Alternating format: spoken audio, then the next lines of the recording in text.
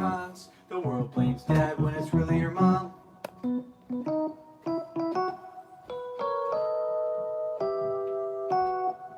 Yeah, it's cracking. Is it working? Yep, looks pretty good. It's working. Got the little framing right so I don't look as ugly. Yeah, get you in frame. All right, looks good. I think I Got saw the computer. William in the chat. Trills Von D. What's up, Will? Trills? Trills. Sounds like you're a black trap lord. This is Trill right here, bro. Trill. Yeah. Isn't that what they called that music back in like the Yeah. mid-2000s? Trills? Trillsville?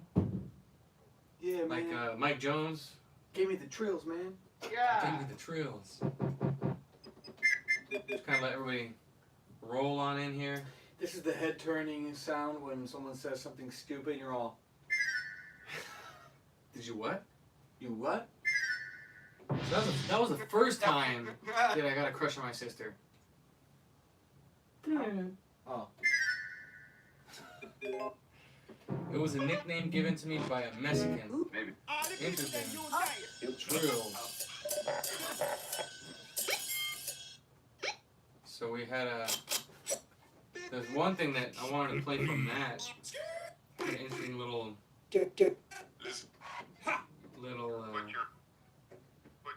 I guess you could say it's a poem. Matt from Indiana. What about it? He wrote a little poem. Oh, there he is. What's up, Cute. Matt? Is he a little poem song? Little poem. Here, let me play it real quick. So this poem is brought to you by Matt from Indiana. Now it's a new swine flu out of China.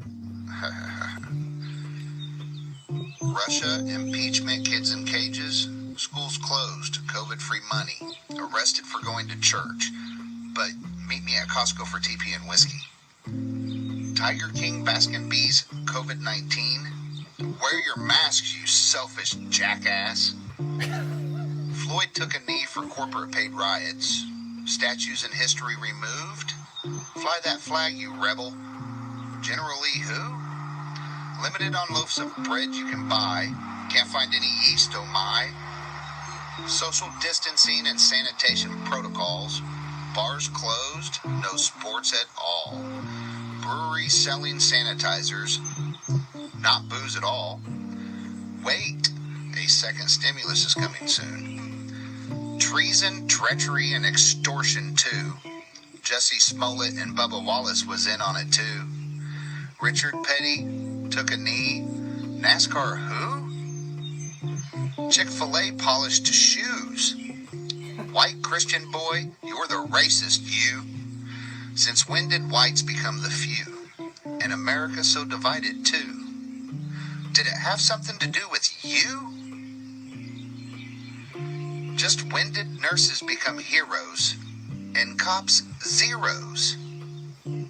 What the fuck is wrong with you? Can't you see they are coming for you? Go ahead and have a seat. Might as well retreat. Coward, have another drink. You do deserve to be beat. The year liberty died and freedom wept. Amazing. Didn't realize the F-bomb was in there. Yeah, you did. But that was good. One who's cursing. Dude, if I catch it in time like that, it resumes it. This is insane. That's crazy. Like he said, it only went down right when he said it was good. So thank God. Let me fix the frame. It's exhausting having to remake that every time. It's the worst. YouTube sucks. What's up, Marty? White man. Yeah, so that was written by Matt. I thought that was pretty good. Let's see. It was in the proper context, and then it crashed the stream. What up, Skills? Crazy, y'all stream is always starting as Sabo's is ending. That's that artist who did like the pedophile Oscar billboard guerrilla campaign. He'd go up and do, when the Oscar goes to the pedophile or something. What are you talking about? Some artist named Sabo. He's like Banksy. What about him? I guess Skills watches his live stream and then it jumps right to us. Oh, nice. Ah. But yeah, we'll let everyone kind of stroll in here. What's up, everybody? While you're here, go ahead and hit that thumbs up, that Rogan's up, and then share it to all your platforms. Go ahead and hit that Rogan. Go ahead and hit that Rogan. Well, go ahead and hit that Rogan. Rogan. That Rogan. Go ahead and hit that Rogan. I wish I had a better slogan.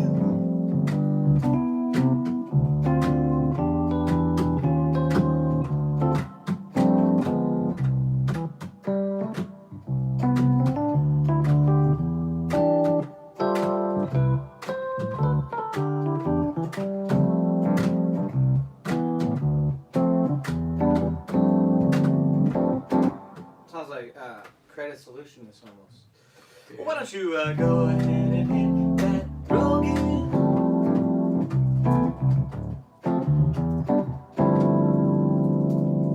Yeah, Rogan's up. Welcome, Slang.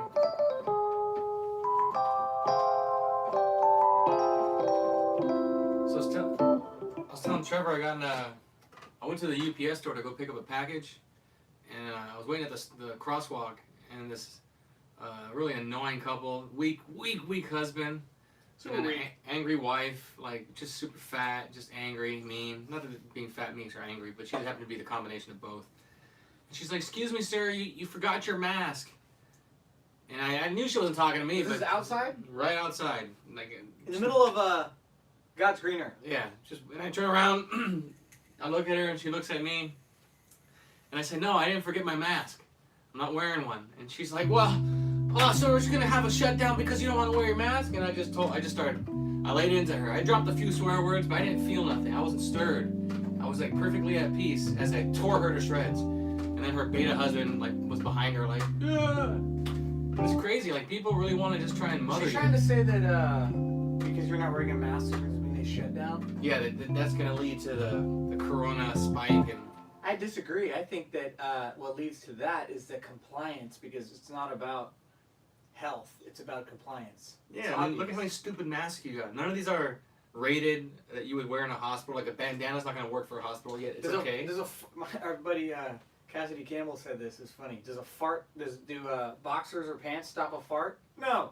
Yeah, then what's that going to do? What's that crap going to do? It's true. It's all compliance. Like, it's so stupid. You can wear I was at one restaurant, at Panini Grill. I didn't have a mask, and they were getting in their feelings about it, so I grabbed their menu and put the menu up. And they'd be like, okay. It's like they don't care. They just want you to, like, please follow the rules. Please be a good slave like me. It's really weird. It's like kind of like the Twilight Zone.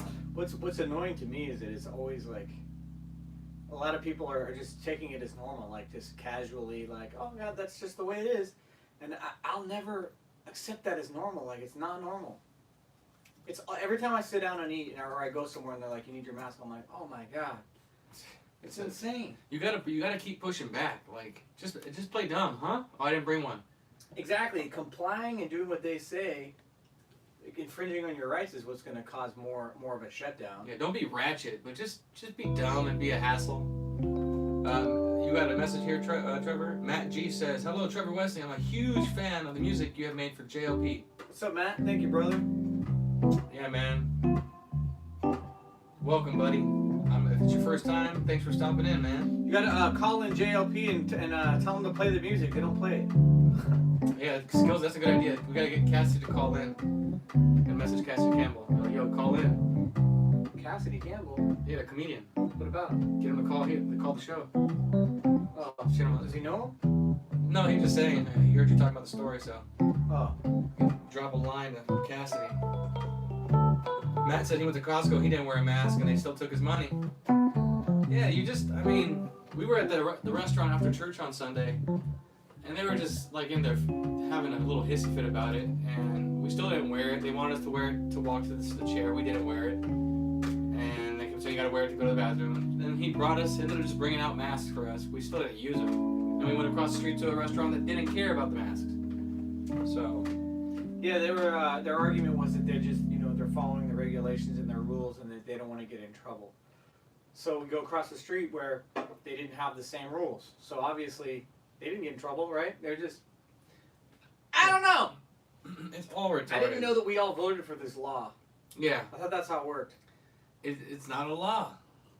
Matt G says, most people just don't care enough about the mask to confront people about it. Only the outspoken and unhinged. It's the angry ones. It's when you're angry, you play God, and you think that you're better than somebody else, and you become condescending, you become, Judge Dredd, and like a lady today who tried to get in my business, and I told her, She F tried off. to get in your business? In my business. I told her, it's none of your effing business. Didn't she have a husband? Yeah, weak husband. Like, he was just like behind her, he had his head down at first, and then I was telling Trevor that he started cussing back only once he was like a block away from me. I was there like just relaxing in my sandals, just enjoying the stroll, and I just told him, F off, man, none of your effing business. It was amazing. It was a great feeling to like not feel nothing here, but just say those amazing words and just drop a few F-bombs in the right spot. I'd have been like, oh, thanks, Mom. Oh man, I just wanted to. It's all ego when people have to come and think that they can like police you. Are you the mask police? Like, oh, geez, wow, thank you. Should I give you some tax dollars? Yeah, it's none of their business. Man. They also try and say Karens are all conservatives. Well, on that one, Skills, I'm just going to let you know I'm Team Karen all the way. I got Karen's back. I'm not going to fall for this anti-white woman. And that's not really Karen. That's more like Nancy. Yeah. You know the whole Karen thing is to make you hate white women. It's to make white women scared of calling the cops. And because the white people are already scared of being called racist and anti-Semite and all these other things and homophobic, now you have this label of Karen. No one wants to be called a Karen. And if you notice, all these people, these angry leftists and whoever they are, they just repeat stuff like that black lady who, when she was getting arrested, she's like, you're going to lose your job. Now every person, every liberal, when they're confronting some conservative or some white person that they hate, they film them and say, you're going to lose your job. It's just like they just become zombies and repeat stupid things. This is just another example of like, what if, like you could say and do anything about white people and no one cares. It's like, it's perfectly fine, right? But if say you started filming crazy black ladies and you called them Shaniquas, oh, you'd be racist, right? Yep. There goes Shaniqua. Right. I remember I said that in a comment somewhere, and someone was like, "Karen, it's not just white people. It's Karen's a name for everyone." I'm like, what? Yeah. No, it's not. It's obvious. Obviously, it's all white women. It's all Karen? for white women. Come on. Yeah. So Don't play games. I'm not gonna fall for that propaganda. Everything's designed to make white people be cowards and scared and fearful. And if you fear, you can be controlled, which is why you gotta stop caring about this stuff. Here's something crazy that I found out today is that in Orange County, there's an airport named John Wayne Airport, and they are voting, or I think it might have passed, the Democrats to eliminate that name and get rid of John Wayne. Unreal. That's American hero, dude. And then and they want, now they passed a thing where all beaches and outdoor activities basically are going to be closed and shut down between July 4th or July 3rd and July 6th. There's basically no Independence Day. So, and it's all a slap in the face for America. That's right. all it is. Did they go out and arrest these protesters for BLM as they trashed our city? No, they let them. But they're going to be trying to arrest white people. It's just like, it's very obvious what's going on here. This is keep poking the bear, man. Yeah, keep poking the bear. This is the communist revolution, and the target is whites and Christians and anybody who sides with them. You don't have to be white to like and appreciate a white country like America, because it is founded by white people with white values, Christian values. Which reminds me, let me play this real quick. All right, we'll have to hold on to that call. I think that might be Marty. Marty, that's you? Hold on. Because tomorrow is a special day founded by a buddy named Jesse Lee Peterson. So I think it's out of respect for Jesse and for America and for the month of July. There's a special song that I have to play. It's somewhere right around here. I'm looking for it right now. I wish I could play it in a better way, but this is how we're doing it right now. Dark Rose guessed it. White History Month. Oh, best believe. Here, will you hit the space bar on that keyboard?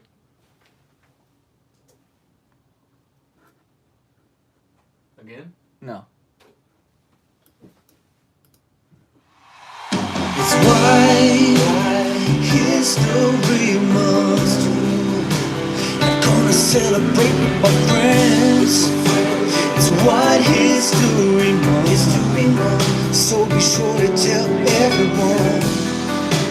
There will always be different months to celebrate.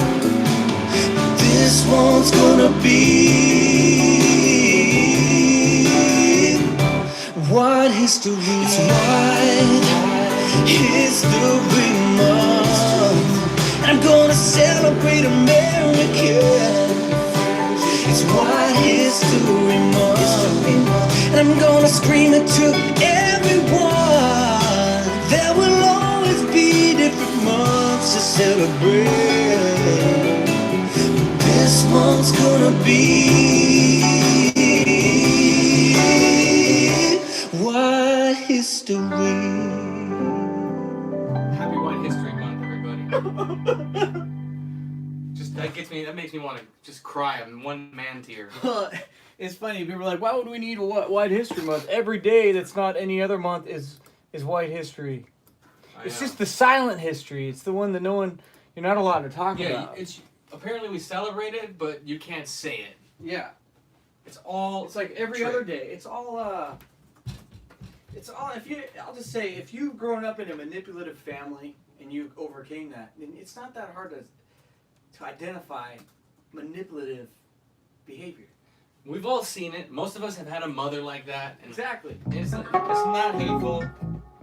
Just Marty's just trying to get in. Let's see.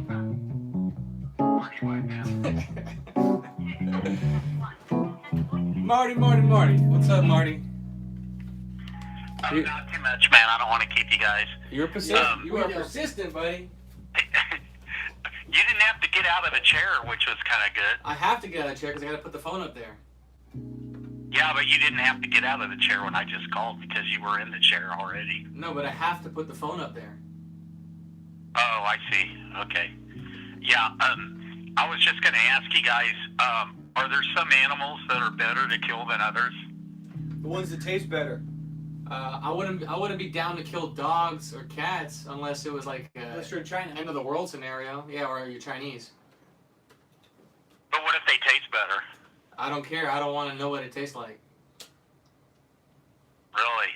Yeah, I mean, when we run out of deer and bear and elk and everything else, then maybe I'll consider dogs and cats. But for now, they have done enough for humankind. They deserve to be, given an exemption. Yeah, but didn't you just say that whatever tastes better? But then No, you said now that. you're saying I said that. Oh, Trevor no said cats that. and So dogs. what animals would you are better to kill? I said the ones that taste better. Oh yeah, Trevor said But that. I wouldn't think the dog tasted better than I a doubt fillet. So, I doubt it. Yeah. How do you know? How do you know? ask your local. Chinaman. Where's our rooftop Korean? Yeah. Where's Yale? Where's the Asians when you need them? Why are you trying? What are you trying to eat at, Marty? Are you trying to eat dogs? No, I'm not, and you're funny. But no, I don't know what justifies killing one animal from another.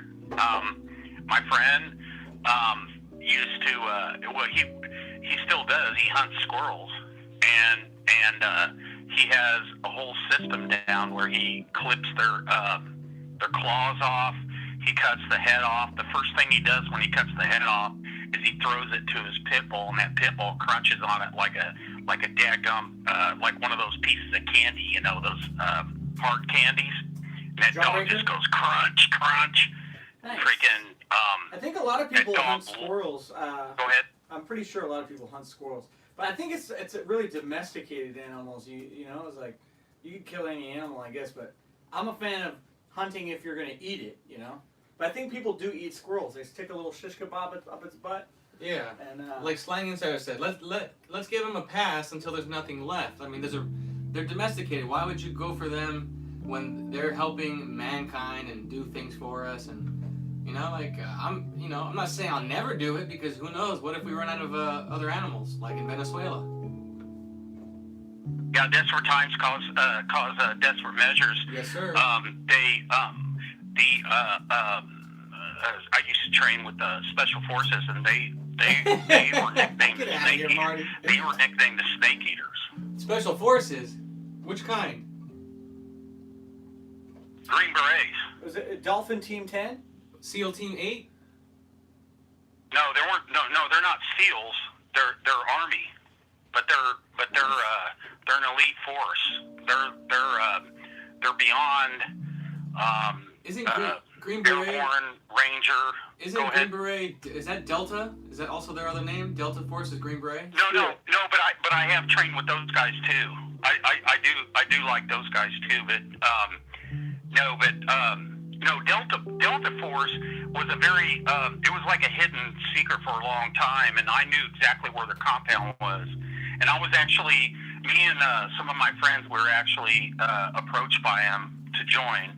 And I was actually approached by a special forces unit also to join them. But yeah, so they special forces, they call them the snake eaters because they supposedly during their training they have to eat a raw snake.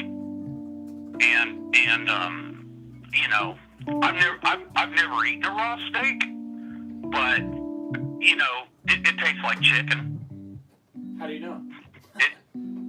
It's not, well, because everybody says it. It's not KFC chicken, but I need a you know, steak. it don't have 11 herbs and spices. Yeah, I wouldn't. I mean, if you're in the wild, it doesn't matter. Like, hunger is hunger. Like, I wouldn't care. And it's all your thoughts anyways. Like, overcoming your thoughts and your anger really makes it, you know, you gotta do what you gotta do. So you don't overthink it. If you really had to eat a snake and fry it up, I'm sure it would taste amazing. Because you're hungry. He's talking about raw. So, Raw snake? Yeah. I mean, if I got to. I'm not jumping to go eat some raw snakes. I guess if it's initiation, it's to prove yourself. If I had to, but I'm not volunteering. yeah, that's actually what they do. They bite the head off and freaking eat it. You ever had raccoon? Skip is saying that raccoon tastes good. I've never had raccoon. I've had squirrel. I've had, of course, deer, and I love deer. But I've never had deer. yeah, I've heard but it's really good. And I've also never had possum. You ever had possum? Hell no. I'm not a fan of like lamb, like some lamb, but most part I'm not a fan. I don't like gamey foods, and I think deer is probably super gamey. Is it gamey, Marty? It's very gamey, and I love gamey. Just like fish. I love fish that taste like fish. Quit playing gamey with my heart. If I eat fish, I like salmon, kick sea bass, and what else? I love sushi. I like yellowtail, salmon, and I don't know, different. Skip says that raccoon tastes like roast beef. That brisket. All you guys out there in Cali eat that freaking sushi, man. Sushi's amazing. The good sushi. Yeah, you gotta get quality sushi though, but it is amazing. I don't know, man. The only sushi that I don't have a problem with it, man, because I ain't picky. But I like crab sushi. It's really good. I like the spicy salmon rolls and crunchy. Was it the rice? The crispy rice. Crispy tuna, rice. The, Man. tuna rice. It's bomb. But I feel like when I first started eating sushi, I didn't know what to get. I was afraid I'd get like California rolls, and I was playing it safe. But then once you eat it enough and you start taking risks and finding out what's really good, that's why when I go with people, I guide them to what's good. Like, there's a sauce called ponzu. Amazing. It's amazing, right? It's like I never tried it till Trevor said It's like a try soy it. sauce, but it's not as salty. It's more lemony. It's and, the It's best. amazing. The best sauce I've ever And had. there's like yuzu, Yeah. which is similar. It's all good. But doesn't that have like doesn't raw fish have pinworms in it? I don't think all. I mean, I think you could if you ate it all the time, but if you get quality sushi, you're not gonna get worms. And I think if you have a good intestinal tract, which you know, if you ate clean, you'd be able to handle most of that stuff. Just like, you know, Corona's no big deal because you have an immune system that God gave you to fight anything. We're actually starting a company together. We got a van. It's actually a Marty White van, and we're gonna call the company "I Got Worms." Oh man. No, seriously. That's where my name came from because I have an uncle that has a white van, and his name's Marty, and he owns a upholstery shop, and that's where that whole name came from, because I couldn't find a name, and so I was like, okay, here's the name I'm gonna try. You know how you keep trying the names, they're all taken, and so I was like, okay, Marty White Van, and then boom, it happened, and so that's where that whole name came from. But I don't trust sushi because of the whole pinworm issue, and I don't know. So that was my question. I was just wanting to ask you guys if there's certain animals that you think are better, that you would kill more than others, because it's funny how people are choosy about that. You know, they're like, okay, well, I'll kill an elk, but I'm not going to kill a dog. Yeah, I mean, it's not my first choice, only because, again, we've domesticated them. Is elk man's best friend? Yeah. You can't walk an elk. Well, you know, I had a friend of mine whose grandma owned deer, and they were her pets. So those were pets, and a hunter came and killed them all. What? And in her yard, it was in her own yard, fenced in, and this was in Frederick, Maryland, and so yeah, I mean, that happens.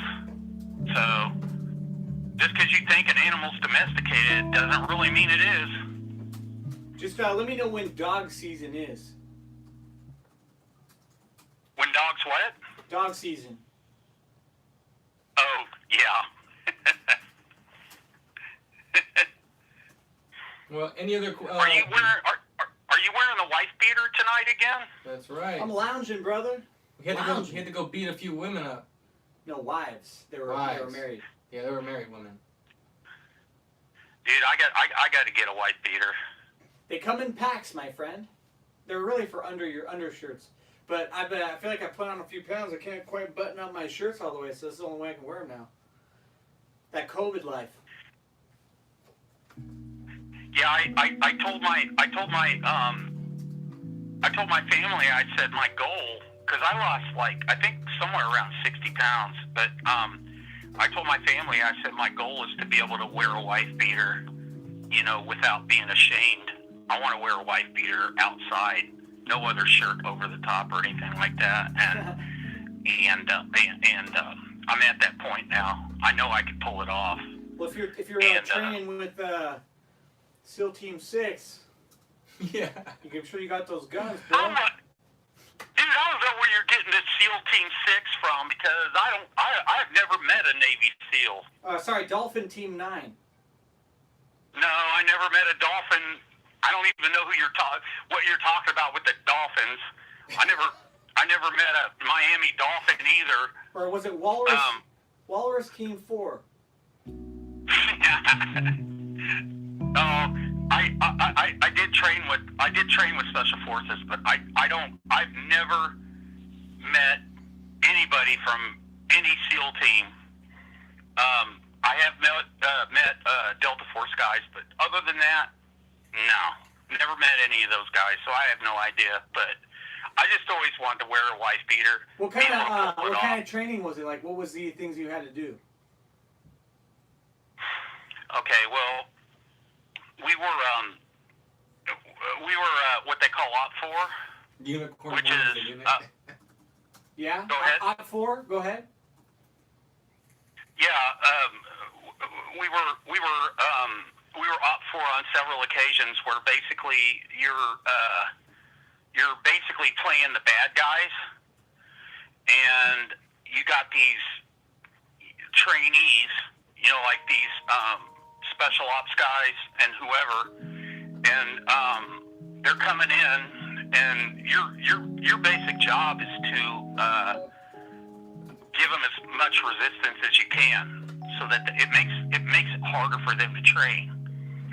And so, what is the training though? I mean, what do you guys have to do? Yeah, what are some examples? What are you like paintballing, or what are you guys doing? Like crawling through the mud, barbed wire. all of the above. Basically, it's special operations. So it's like you're out there in the field. So you're playing the enemy, right? And so they're going to invade your territory, which is heavily guarded, right? So you're out there to guard your territory, and then they're going to come in. They're going to drop in, and then via airplane at night, and they're going to drop in, and then they're going to invade your territory. But your job is you're basically playing like a like a native. So okay, it's hard to explain, but okay. So think about you're out in front of your house, right? And you got these guys dropping out of the sky at like midnight, and then you are protecting your perimeter. And so we would be out there, and then they would come in, and they would approach peacefully, which is the way they were trained. They'd approach peacefully, and then you'd be like, you're supposed to resist, and so you would resist or whatever, and then they would all of a sudden say, we'll give you money, and we'll give you this, and we'll give you that if you let us in to your perimeter. And so so that was my experience with special forces. Amazing. And I had some other training with those guys too. I was in the 82nd, and so I You're in had the Army? yeah. Amazing. And so I did train with those guys, quite a bit, and I really admired them. Every one of them. This is funny. You might like this. Mario Levin's a big dude, but I know. little do we know, we hear you on the phone, but he's out there kicking ass. Yeah, you're like swole, huh? How tall are you, Marty? Oh no, I'm not anything like what I used to be at all. I'm 5. I think I'm 5'10", something like that, 195. Damn, I'm 5'10", 150. That's not bad. I'm a small though. guy. You got some poundage on you. Yeah, I wish I could get that. I was at 260, and I dropped all the way down to 195, and I'm trying to get down to 185. But Do you like I'm in my Do you like Twinkies? no. I try to stay away from all that. Well, I know you want to stay away from it, but do you like Twinkies? So Marty, what's the best branch in the military? I like Twinkies. Twinkies are amazing. The what are? What's the best branch in the military? Well, the Air Force. What? The Chair Force? Yeah. No way. Because you get the most benefits, you get everything, man. Air Force One, bro. They have the best chow halls. I mean, like when you go, we used to go to the Air Force chow halls. I mean, you could eat in any branch. You can go to any other branch's chow halls. I mean, you get we used to go to the Air Force chow halls because they had the best. It's the most cush one, but the Marines take it. They actually still have some sense of discipline. My buddy's in the Navy. He tried to get me in there, but it didn't work out. But they're soft. The other branches are too soft. Most of them, not all. But. I'm gonna tell you, man, the Army ain't no joke. I mean, like I said, I was in there for close to 4 years, and it ain't no joke, man. There's you got freaking, you got your regular, if you want to be a tough guy, you got your regular Army infantry, airborne, Ranger, Green Beret, Delta Force. You got all of that, and that's all in the Army. You got sniper school, which is in the Army. All the Marines that go to sniper school, they come to the Army sniper school. You got, the Army ain't no joke, put it to you that way. If you want to be a tough guy, going to the Army is probably a pretty good decision. I mean, I was going to go to the Marines, and I'm so happy I didn't. What do you think is My harder? buddy talked me. What do you think is harder, the Army, Marines, or forgiving your mother? It's a good question. Well, I haven't actually done that. Why you? I How come you was haven't? actually, Why haven't you I was forgiven your thinking mom? about it. How come you haven't Man, done I've it? been thinking about it. Yeah. Why? How come you haven't forgiven her yet, Marty? I just don't know. Do you? Because Do you she- think that she was she because- perfect to you, or did she make mistakes as a kid when you were younger? She did, but the thing about it is, we have I'm Irish. I mean, I'm not completely Irish, but I'm mostly Irish, and we love our mothers. You know what I mean? I'm It's Irish just like too. we don't. It's hard for us to blame mothers for anything. You know, I don't think. You really think being Irish has anything to do with it? I guess a lot of people would say like if they're Mexican or It's the something. same thing, yeah. Or it's like, but that's I guess it's an excuse. It is an excuse, brother. Every culture right. can say that. Every culture can say that. Well, because Mexicans, including jungle Mexicans, have a long history of being very matriarchal, and they put the mom on a pedestal. So if anyone has a better argument, you could say Hispanics could say, "Oh, it's really hard to correct mama because, she's just done so much." But you should forgive her if you know that she wasn't perfect, and you can see where they messed you up. You owe it to her. well, that's another thing. Half of my family is they're Mexicans, right? And those freaking Mexican women, they're freaking brutal. They got They're that Latino tough. spice. Just that anger. They're angry. Any woman with anger Yeah. is crazy. I think you're you know right, what, man. you know what might be, They're and I could be scary. wrong, but I think cultures that are the most strongest, like people that are like super into their culture, right? They're gonna be more prone to be into have an ego more because they get their identity from their culture, you know. Yep. So if you have your identity in your culture, and then you associate, being Irish, our mothers, we have to, put them on a pedestal. It's like. It's easier to say stuff like that. Like I feel Italians are guilty of that too. Yeah, the Italians like, well, it's spaghetti, it's a Yeah, spicy meatball. my mama. I can tell her mama that. Mamma mia. No prego mama's hot.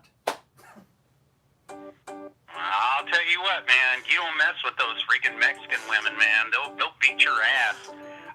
I've actually made that joke several times on the web when somebody was on JLP and he was asking them if they forgave their mother and telling them to forgive their mother, and I'm like, man, you go to forgive your mother, you're gonna get your ass whooped. 'Cause Nah, that's only if you're some of them- weak. If you're weak and you let your mom hit you as a grown man, then you deserve to get your ass beat. You shouldn't let. No woman should be touched. Like a woman shouldn't be hitting you as a grown man. Yeah, you're right about that. But it goes to show you too that like the mothers that you're most afraid to forgive are the ones that should be forgiven the most, because obviously they put you in hell and instilled fear in you to the point where you can't forgive. Yeah, that's true. I mean, I remember the first time I was about to throw hands with my dad, and that was I couldn't even believe I did it. But I was just like, he just pushed me. He just kept pushing. You keep pushing somebody, and eventually they're gonna snap. Well, that's kind of like what's happening in America right now, that with everything they're doing with anti-America. They keep poking the bear. Right. Yeah. And he just kept pushing me, and I was just like, okay, well, I'm gonna do what he says because he's my dad. And then I freaking got halfway through doing what he said, and then I just turned around on him and just cussed like I'd never cussed in my life. I just freaking said every freaking cuss word that came to my head, and got in his face, and he was scared to death. And I could see it, man. The blood just came out of his face, like he turned white. And I just took off my work gloves, threw them down, walked about 2 miles to an underpass, and just crashed out there. And then I came back, and then everybody in the family acted like nothing happened, and it was never spoken of again. Wow. I was so, I can't even explain how mad I was. But yeah, I mean, so like, yeah, what you're saying with the mom thing, my mom, I couldn't even say ass. I mean, that's the way I grew up. We were afraid of her like crazy. What were you afraid of? She was just intimidating. Did she hit you guys and like lash out and yell and get angry? Well, you know what it was? Her sister was evil like that. And so we would see what her sister did to her kids, and we'd go, oh man, that's like my mom. And then my mom never really did it, but her sister did. And so we'd see her sister do it and be like, don't F with mom, you know? My mom used to like carry around her wooden spoon in her purse. Really? And then when me and my sister were fighting and stuff, she'd just reach around and smack the back of our legs. Is that right? That's right. Man.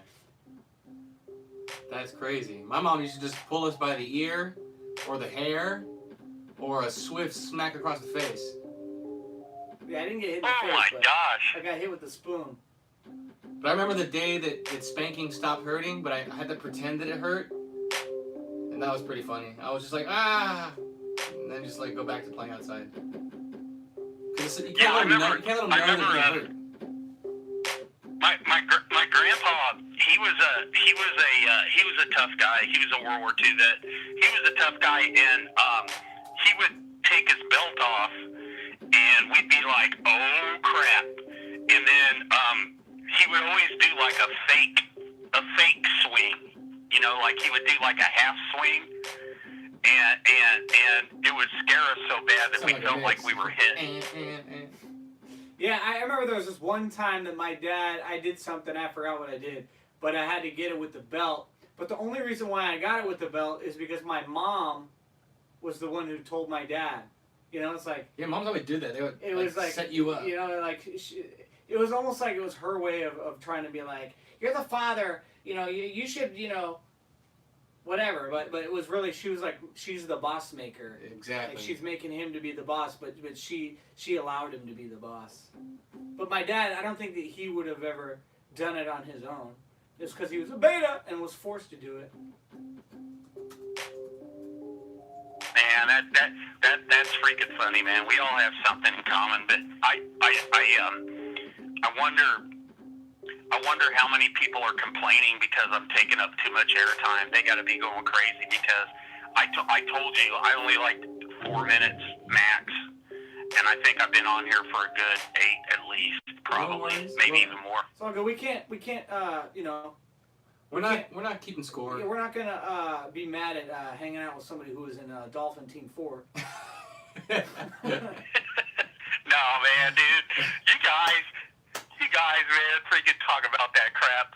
No, dude, had Army Infantry, 82nd Airborne, trained with Special Forces. That's it, dude. That is the end of story. There is no freaking Delta Force, dadgum freaking Navy SEAL Team 6 BS or any of that. Well, that's cool though, man. That's awesome. I love those guys. I can't remember his name, but there's a guy. He calls out those fakes. You know, the ones that say they were in SEAL Team 6 or something. I don't know if you've seen him, but he goes out and confronts them face to face and asks them. You know, he's like, so what unit were you attached to and all this kind of stuff, and they're just like, you know, they don't have an answer. And he's like, you're a liar because I know everything about you and you're a total liar. And he just like calls him out. You're a damn pony-faced liar! Pony-faced liar! Pony-faced dog soldier. What's that? You're a pony-faced liar. Joe Yeah. Biden. And this guy, that's what he does for a living. He goes around and because he's a retired Navy SEAL, and so he goes around calling out fake Navy SEAls. So he's a retarded Navy SEAL? Yeah, stolen valor. Yeah, exactly. Well, Marty, just for the sake of time, open up the lines again. Do you have any final words before we jump to the next caller? KFC coleslaw is really good. You don't have to worry about getting shot for a chicken sandwich. The bathrooms are really clean. The staff, they're very friendly. Everybody, 11 herbs and spices at KFC. I agree. You heard it, him. I personally, I like Popeyes better than KFC. I like their chicken better, but I like KFC's mashed potatoes and gravy. I'm not a coleslaw fan in general. Anything that's super mayonnaise-y. It is good coleslaw, though. I agree with Marty. I've had the coleslaw. It's pretty damn good. I don't think a biscuit from either of them is good, only used as a weapon. Yeah, So, the biscuits suck. yeah, They're always too dry. Throw a rock at someone's head. Okay, well, if you say Popeyes is better than KFC, those are fighting words. That's cool, man. All I right, don't want to well- mess with the Goldfish Team 1. Goldfish Team 1. Well, thanks for calling in, Marty. All right, take care. All right, man. I'll talk to you guys later, man. I'll open the lines up so the rest of the guys can call. All right. Later, buddy. San All right, Joaquin bye. in the chat. Yeah, I'll be here. Later, Marty. You said who's in the chat? San Joaquin. Do you get paid by tax dollars? Oh, do you get paid by tax dollars? We pay you, that means you work for us. Do you get paid by tax dollars? Do you get paid by tax dollars? We pay you, that means you work for us. United States, United States, United States. We're born here, born here. We're born here, constitutional rights. That's the what you're saying right there. Constitutional rights. Hey, buddy! Do you get paid by tax dollars? Do you get paid by tax dollars? Yeah, if you guys have Do not you subscribed get- to his channel, subscribe to his channel, man. It is a breath of fresh air. You learn a whole lot about your rights, the ones that we're quickly losing, but at least you know how to use them. Amazing channel. I thank Trevor because he got me into him. It was amazing. He looks like he got a kick out of that. So, San Joaquin, if you're free, you call lines open. Anybody else in the chat who hasn't called in yet? Trills. Oh, by the way, if you don't know who Jesse Lee Peterson is, he's a black man, 71 years old, could be 72. He he was born under the Jim Crow laws, grew up under those, and On a plantation. on a picking cotton. plantation, and very wise man. And he created this is going to be the third year in a row, he created a little thing called White History Month, and that's all of July, and to pay homage to him. And as well as White History Month, I made this little song right here. It's okay to be white. It's is the new banger. okay to be white. It's not okay to be late. It's not okay that your mom's so full of hate. It's not your fault you were raised by a deadbeat dad that walked away. So won't we like cats? So won't we like rap? It's not appropriation, it's just appreciation. It's okay to be wrong, it's okay to be right, it's okay to be black. And it's okay to be, okay to be, okay to be. It's okay to be, you were made to be right. It's okay to be, okay to be, okay to be. It's okay to be, you were made to be right.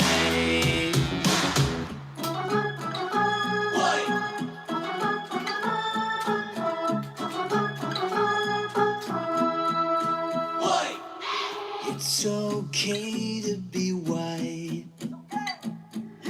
It's okay to be white. Second verse. I'd rather be unafraid than live in fear. What about how I'm portrayed. I don't question my heart, even though they will right from the start. So what we like cats, so what we like rap. It's not appropriation, it's just appreciation. It's okay to be wrong, it's okay to be right, it's okay to be black.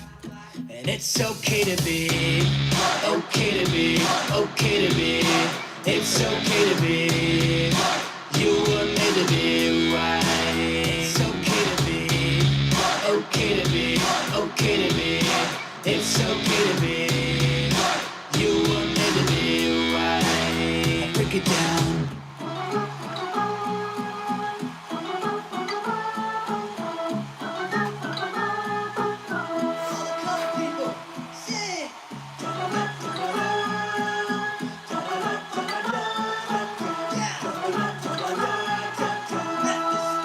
It's okay to be, okay to be, okay to be. It's okay to be, you were made to be right. It's okay to be. Yeah. That's It's amazing. Okay. It's okay. Do they like it? They love it. I see fire emojis. I see laughing. I see white fists going up. Just in case you didn't know, it's okay. Yeah, that's the new White History Month song of the summer. That's right. It's okay to be white. Yeah, I'm gonna. We're gonna make a little video, but I'm gonna post it on my SoundCloud as an audio file first, just tomorrow probably, so you guys can share it. Maybe a challenge. Bump it in your car. Yeah, it'd be cool to do a challenge actually too. That way it'll help. You know, like do the whitest thing you know. Yeah. To the song. Record yourself, post it, tag Trevor, the hashtags, and then maybe we can compile it into something. But it'd be pretty fun. And again, it's all about what overcoming is about. It's just not worrying about what they say. They're gonna tell you, "Oh, that sounds racist." Just who cares? Have fun. If it's okay to be anything, you could be. It's okay to be Mexican and be proud. It's okay to be black and be proud. It's okay to be Asian. But if you're white and you're proud, oh, you're racist. Exactly. And it's not fair. Don't fall for it. It's okay to be white, man. And it wasn't like this. I remember growing up, no one ever brought that up. You would go out, celebrate, you'd be a white person, you'd be happy about your history in America, where you came from, whether And you're you Irish. also, side note, is you don't have to be white to celebrate White History Month. Just like when Black History comes, I could celebrate Black History. Even though I think Black history is made out to be about slavery, when it should be just American history. Because I think personally, I think that there shouldn't be any history months at all. It should just be American history, and we're all included on it. And I think, like, you know, Black history especially should be, you should be celebrating the inventions and things that Black people have contributed, not just making it about the history of slavery, which I think keeps people angry. NBC 2000 says, "Dude, I'm gonna download it and blast it in my car. I got decent speakers." Hell yes! Hell yeah! It's a hell of a song, man. I love it. It goes hard, man. It's like Blink 183. That's right. Sam Joaquin says, "You guys are absolutely correct, man." Yeah, it's true. Like, just stop feeling sorry for it. And then that's the thing. I've got friends who are Mexican, black, Asian. And, I have friends, man. Yeah, and when they get it, when they're not into their color, it's okay to be like, all right, I know my history, I'm proud of it, that's cool, but they're not into it, and they don't need to contrast it against you to feel like somebody. I don't get my identity from being white. I don't get my identity from anything in this world. Not my music, not the food I eat, not the cologne I wear. Yeah, It's not my identity. I'll stand up for it, but I'm not going to be into it like that. But I will not, you shouldn't stand by and let them trash talk those people. Like, if you're a Mexican American and you're not like these leftist punks, you should stand up and be like, yo, shut up. Like, they have a right to celebrate, they have the right to be white, the right to be okay with it, and that's it. Once we can all work together like that, it's gonna go back to the way it used to be. Good idea, count me in, says Skip. Skip! Damn you, Skip! All you ever did was make a hot daughter. That is it. Hell, you're just a bag of bones. Trevor, Skill says, Trevor, let's make a hip-hop version. That would be a real head-turner. Matt's in. Thanks. You guys, thank you all you guys. Yeah, I tried to make it sound real white, you know? Oh yeah, go for that pop punk. I was in character. It was good. I think it was nailed. That's what she said. NPC says, my pastor is the Bible thumping, sending me scriptures, telling me I'm misled for standing up at BLM rallies. Now he's an ex-pastor. Yeah, you know how you can, it's always the those Christians who've been Christian for too long, like raised Christian, they're always flooding you with verses, and they think they're just gonna I'll even send you 1,000 verses, and that's gonna make you see what I'm saying. Well, obviously, it looked like these pastors who are talking about this now, they're obviously not leaders or followers. They're not led by God, they're led by the world.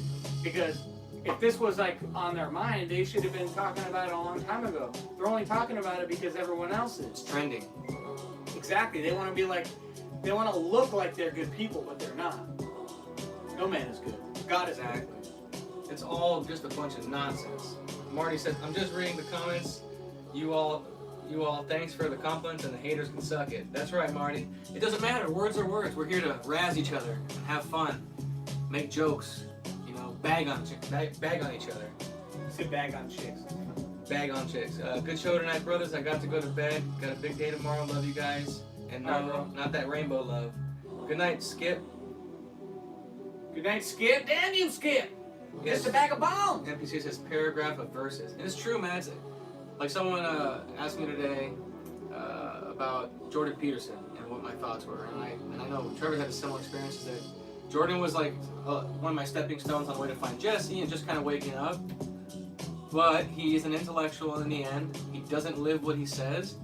He can say things. It's just like somebody who knows the way, like those Bible thumpers. They know the verses. He's very intellectual and says a lot of things that sound good. Right, but he's smart. The more you wake up, the more you realize that he also uses way too many words. He dances around subjects. He's not very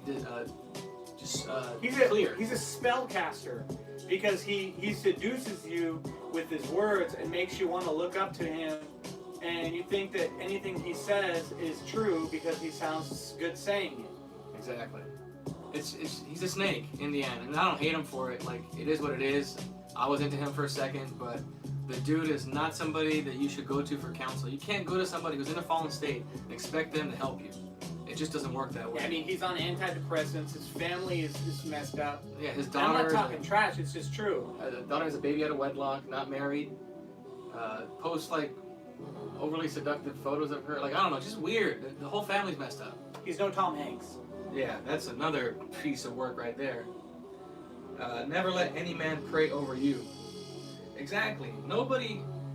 That's another thing too. Is like, even when it comes to like Jesse or Roy or anybody in your life, people don't realize how easy it is to get caught up with somebody. This actually brings me into a good point. Another friend wanted us to talk about in the stream. I mean, you have some input about that. Like that when you have that ego, and you're in that fallen state, especially for women, that they end up becoming condescending. They find father figures and other people, like they latch on to the wrong ones, and they end up being used again and let down. And it's because they get caught up in the person, and it's dangerous. And most of the time, they don't even get caught up in the person. They get caught up in the person they created in their head. Right. And when that person deviates from who they think or want them to be, then they get upset, because most people, especially emotional people, are willful, and they're controlling, and they want to control people around them and situations. Yeah, it's a trip, and I think with guys, obviously they're looking for a mother figure so they can latch on to a woman who sounds like she knows what she's talking about. And for women, it's dangerous because they will latch on to a father figure type, and it won't be healthy. It's just like I said, I like using Jesse as an example because you can go there for years. There's people who know the way, they know about forgiving mom and dad, but they're not living it, and they still have anger issues. Some are still honest, and they'll raise their hand and say, yeah, I still got anger. So it makes you wonder, you've been around this guy this long, and you still haven't overcome. It's because it's like you don't have the light inside of you. You settle for just being close to the light in somebody else, and there's no way to live. And all a light is, if you're confused about, what does it mean to be a light or have a light? What do you use a light for? It shines so you can see. That's what light is. That's it. So if you think you're a light in the world, that means that you speak up, you see what's true, and you fight for what's true. You love what's right. You don't accept wrong as right, and you don't have any hatred. Because if you have hatred or anger, then you don't have a light. Because hatred and anger only skews. Hatred and anger is darkness. You can't have light with darkness. There's no light in that. And that's all it is. You're You're not special because you have a light. That light is God's light. It's that whole idea of that paradox. It's when you finally let go, because it's all about that really. Faith is letting go. When you let go and you stop playing God, then His light can work through you. The second you try and control things, and you want to have your lists or your demands or whatever it is, male or female, that act of grabbing it, that's where you disconnect the light. You have to let it go. And I see it like you're in the earth, right? The sun shines down on everything and gives life to everything, right? So it shines on the plants and makes it grow. It shines on us. And it also is our light to see by. So with my consciousness, I see that like that. I have my eyes, right? And I have my soul inside. But there's also the sun in there, and it shines down so that I can see who I am. I can see who my thoughts are, and it's separated. There's a space in between from the sun and what it shines on. So it helps me be aware of when I'm in my thoughts. Because I used to be more so a servant to my thoughts as opposed to a thinker. You know what I'm saying? Where I'd get thoughts, think it was me, and then I was acting according to what my thoughts would say. But now I see when I'm in a thought or when something is telling me something, and that it's not me, and so I use the light to discern what this is, whether it's true or not. Let's see who this might be. Who dat? Georgia. We'll see. Is this Josh? Good, how you doing, Josh? Where are you calling from?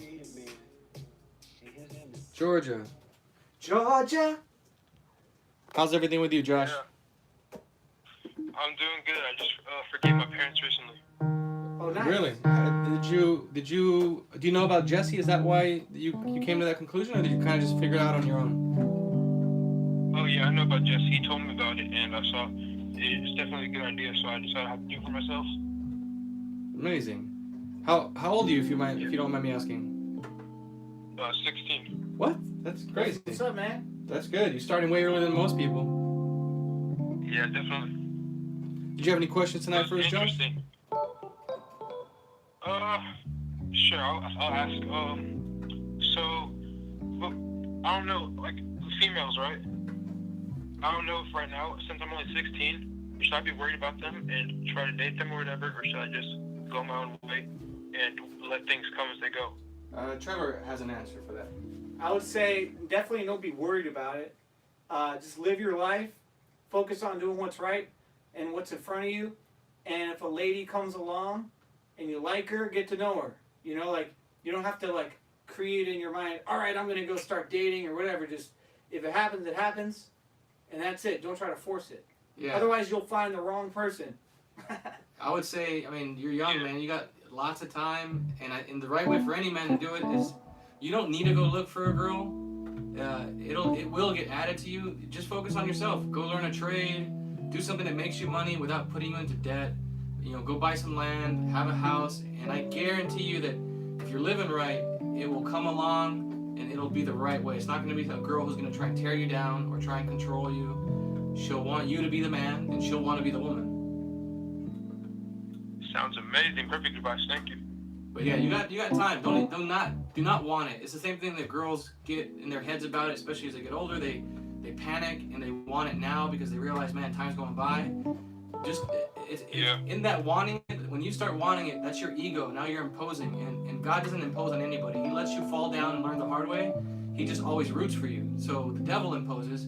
So don't impose. Just someone asks you like, what's your type or anything, you say, I don't know, man. Always be done. I like what I like. Yeah, just say, I don't know. I'm just living right, and I'll wait and see what God gives me. Yeah, thank you. Sounds perfect, man. Do you live in LA? Are you close to church that you can come out to church? He lives in Oh, Georgia. no, I live in Georgia. Oh yeah. You plan on coming out here someday? Yeah, hopefully. I'd love to meet Jesse and you guys too if I could. Yeah, I would recommend the first week of a month, so long as he hasn't canceled the men's meeting, so you can hit up church, and then the first Thursday of every month is men's meeting normally. Oh, okay. And it's just all the dudes get together, and it's something that I think every guy needs to be a part of. There's kids there as young as 16, old as 71, Jesse, and older, and it does something to be around other men, and you can talk about things openly without the women there. It's really cool. Yeah, definitely, because at my church, we don't really have that masculine environment. We'd had a fish fry recently, but, I mean, even then, like, there wasn't that much masculine talk, so it would definitely be awesome to come and actually talking about masculinity and femininity, because you can tell in church a lot of times they don't want to offend anyone. Right. And I think all my time, I like my church, but all my time there, I don't think I've ever heard them, like, speak the truth about gender roles. Like, sometimes the pastor's wife will preach. Yeah, it's just not right. Right? Isn't that weird? Bible Like, not to yeah, let the woman have counsel over the man. it feels unnatural for a woman to try to lead a man. Yeah. How did your parents take it when you forgave them? My mom, I forgave my mom first. She was more in denial. She wasn't super in denial. She was kind of like, well, I don't even know if I did that, but. You're like, I do. I know. Yeah, I remember. Yeah, like one example, one thing I forgave her for was feeling insecure about when I eat food. Like she was like laughing at me, like, haha, you're eating a bunch of junk food, and sometimes. And I mentioned that, and she was like, well, I would never do that. What? When did I do that? But I mean, she was nice about it, and she said she apologized if she did any of that stuff. And my dad was more honest about it. He was, I forgave him earlier, and he gave me a hug afterwards. And he told me I don't have to worry about any of the stuff I resented him for. That's awesome, man. Did your mom, after you told her that you forgave her and you said some things, did she come back and tell you what you did? Yeah, did they do a tit for tat? She's not. Yeah, no, she's a quote unquote nice mother. I mean, she's not really nice, but you know, she's not crazy. She can't help herself. All over the place. For sure. Well, that's what's up, man. What was your name? Josh. That's cool, man. Are you on Instagram? Yeah, it's _silver with the C _. Oh, okay. I thought that was you from the chat. Yeah, find Trevor on there. You can find me on there, and then the Bros and Cons TV. Yeah, we'll stay in touch, bro. Yeah, and like, you know, if you make it out here, or if we hit the road and we go out there, and you know, like I was saying earlier, now that you understand and you're seeing things, that there's an order to life, don't rely on people who are asleep. You know, like you have a church, they mean well, they're not trying to screw you up, but if you can see now that these people, as old as they are, still don't know what's right, and they have fear, and they're walking on eggshells, they don't want to talk about the truth about men and women, then don't go to them for counsel. You know, reach out to somebody else that you feel like, all right, he kind of gets it, he's on the same page, he knows about the forgiveness, and in the end, you don't even need those guys. You wouldn't need me, you wouldn't need Jesse, it's all within you anyways, but definitely don't go to people who don't understand that, at least. Yeah, that's right. You know, you can talk to them about other stuff, but I wouldn't take their advice because they're in a fallen state. How can they help you? Yeah. Did you have any questions for the chat, Josh? Anything you want us to tackle? Any what now? Any questions or anything? No, I think I'm good. It's nice talking though. Man, it's good to hear from you finally, man. Did you say you do Lyft driving? What did you say? Did you say you were a Lyft driver earlier? You said, oh no, you had to go take a Bible break. Oh, no. I'm not a Lyft driver. Okay. I don't think you can be a Lyft driver at 16. No? Oh yeah, no, you gotta be, I think, 18. All right, well, thanks for calling in, Josh. And stay in touch and find us on Instagram. And if you want to... I'm following Trevor Wesley. What's that? I'm following Trevor. Oh, nice. Thanks, man. If you want to, I got the White History Month song. It's White History Month. And then I got the It's Okay to Be White song. If you want, I can send you the links if you want to post it or whatever, bump in your car or whatever. Yeah, he goes, go ahead. Yeah. Cool, man. Sweet, dude. Thanks, Josh.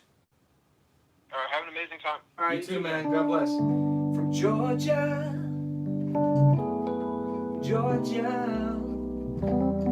the whole day through. Here goes something. Just an old sweet song on my mind. San Joaquin said, when we're talking about women, with Josh's question, he says, as a man, we don't know what we want in a woman. We only know what we don't want. To an extent, like I told him I agree. What do you think about that? That we don't know what we want, we know what we don't want. You know what I want in a woman? Me. No, what I want in a woman is the willingness to seek the truth in her life, right, and want what's right, and to allow, I want her to have her faith in me to know that I'm looking out for her best interest. That's really it, you know, like, because I really think that order is key, that God is love, and love comes from God, and it comes down like rain, and it goes, you know, God, Christ, man, woman, children. And so, you know, if you end up finding a woman where, you know, she's your wife or whatever, then she will look to her husband for that love so that she can give it to her children and receive it, because women are receivers of love. And so that's what I want, is a woman that knows the order. Unknown caller.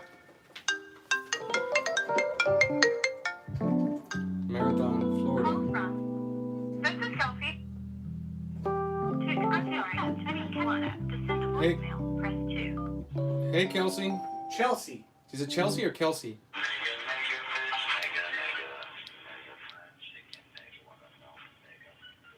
Is this hold music? I don't know. I put it down so you can't hear it. Is it a prank caller? Maybe. Or a ringback. But, yeah, I would say, well, here it was. San Joaquin says, Richie, like Ramon Ayala said in Spanish, when I die, I won't take anything with me. Live it up. Life ends fast. Un puño de tierra. A fistful of dirt. Like, I would say, it's kind of what Trevor said. Like, the way I look at it now is, I was talking to a friend about this, is that you can't want the woman, it's not you loving her. It's because you love God that you will treat her in the right way. It will just naturally happen. I don't need to want to treat her or think about treating her the right way. If I love God and I do love what is right, the right thing to do at all times, then I will treat her the right way. I won't put up with her ego, but I also won't turn my back on her. Jesse, let's see. What's up, Jesse? Hello? No? Prank callers? I'll keep it close. But yeah, that's what I would say. You don't need just don't overthink it, because there's lots of guys like, again, I was talking about how guys will. Let's try one more time, Jesse.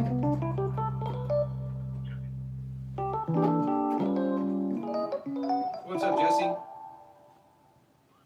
How you doing? Can you hear me? You can? I can hear you.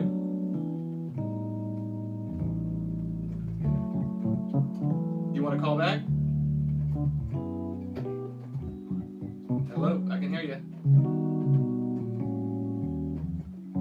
Alright, I think he just wants to get on the air. Because I can't hear you. I was like, I'm not putting on speaker yet. But there's a lot of guys, and I know Trevor probably has seen it, is if they're not fully awake, they will play the part really damn well. Because again, when a man has that ego, he knows how a woman thinks. He knows what she's looking for, because that ego recognizes itself, and it's like the same ego is playing both of you against each other. So it'll look like it works for a little while, and then as especially it goes because a lot of women are like chameleons. They're gonna be very agreeable, and the real them won't come out yet because they want to seem compatible. And that's why I think it's important to get to know somebody for a long time, so that the real them actually comes out. And especially if you're not having sex, because then it doesn't get all weird. It gets all emotional and things change. You fool yourself. You know, it creates you're getting something and giving something. It's also a false sense of love. You actually think there's a connection with that person, but it's just the sex. It creates a false closeness for sure. And then That's why you have the chick on the side, and then you get the relationship down. And if you wait, especially if you're a girl, she's trying to live right. Look at all these guys coming out the woodwork. I have a feeling this is This They is a just swarm. like to see you getting up. Yeah. This is Shauna. Shauna. What's up, Shauna? Hello? Who is this? Hello, Shauna? You calling in? Shauna? She says, "Who is this?" She called. You called us. Yeah, so he told you the same. You're not gonna get on the air. You Yeah, weak- the you- people that call in, like, you give them one time, okay, cool. Second time, you're blocked. Yep. Then that's it. You've ruined your chance to call. What's funny is that if you guys actually had a set of balls and actually had an opinion to defend, you'd actually talk. Exactly. But you're cowards. You can't even sit and talk about your point of view. So you act like a little bratty child. It's because emotional people don't know why they feel the way they do. They don't have the logic to be able to know where they stand. Yeah, you're not And even so in they, control of yourself. They just feel like their feelings are facts for them. So they can't articulate because they don't know themselves and they don't know why they believe what they do. They've just been programmed and then they just go along with the program. Yeah, you're like an animal. You just go off your emotions. There's no logic there. You don't think anything through. You have nothing logical to say. It's just all feelings.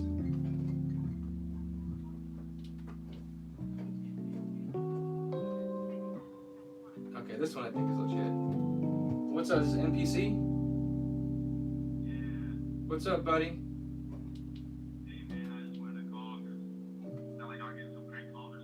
Yeah, I'm on a blogging spree right now, so.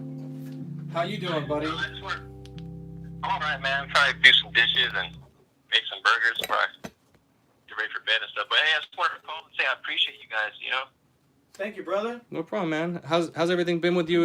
Are you out in Texas? Yeah, I'm down here, South Central Texas. How is it with all this? Are they really? Are people really worried about this Corona stuff and overdoing it? Like getting on your ass about the masks? Yeah, it's crazy, man. Like, you can't go into any stores. They're fining businesses $1,000 per violation. Per person that's not wearing a mask in their store, basically. Yeah, y'all don't have that in LA. I figured y'all would be I mean, like crazier over there. that might be why the restaurant was kind of tripping when we went on Sunday, but I didn't realize it was $1,000 per violation. Yeah, our county judge Nelson Wolf. Before the governor had struck it down, like before he was gonna fine people. Like if you were out, the laws were like if you were driving in a car and you had a passenger, you had to wear a mask, or that's a $1,000 fine. If you were outside anywhere without a mask, $1,000 fine. But the governor overturned it. But now I guess wave 2, Corona part 2. They're implementing more laws. That's just crazy, man. What would you say? What would be your advice to Josh, the caller from before, who was asking about finding a woman, or if you should find one, or what does he do? What does a guy do, no matter if he's 16 or 60? What do you think is the right way for a guy to go about that? Oh, the young guy? Yeah. That's kind of hard to hear you on my phone. Oh, man, I don't even know if I should be giving advice. Damn, my dog's tripping out now. It's all But good. I would say, I would say just what y'all said, just live right, take care of what's in front of you, work. If you can, get some land, grow food. Like you said, seek first God, and then everything else will be added. That's right. That's the best advice that I could think of, Are you married right now? No, man, I'm single. Like, I wasted most of my 20s. I'm 33 now. And, you got plenty of time. Yeah, that's the one good thing about being a guy. Doesn't matter how old you get, as long as you become successful and rich, there will always be a woman. It is more as long as that normal to see happens, I'll that. be good, Yeah, it's more abnormal to see, like Trevor pointed out, people don't trip when they see an old guy with a younger woman, but it does look odd when you see an older woman with a young guy.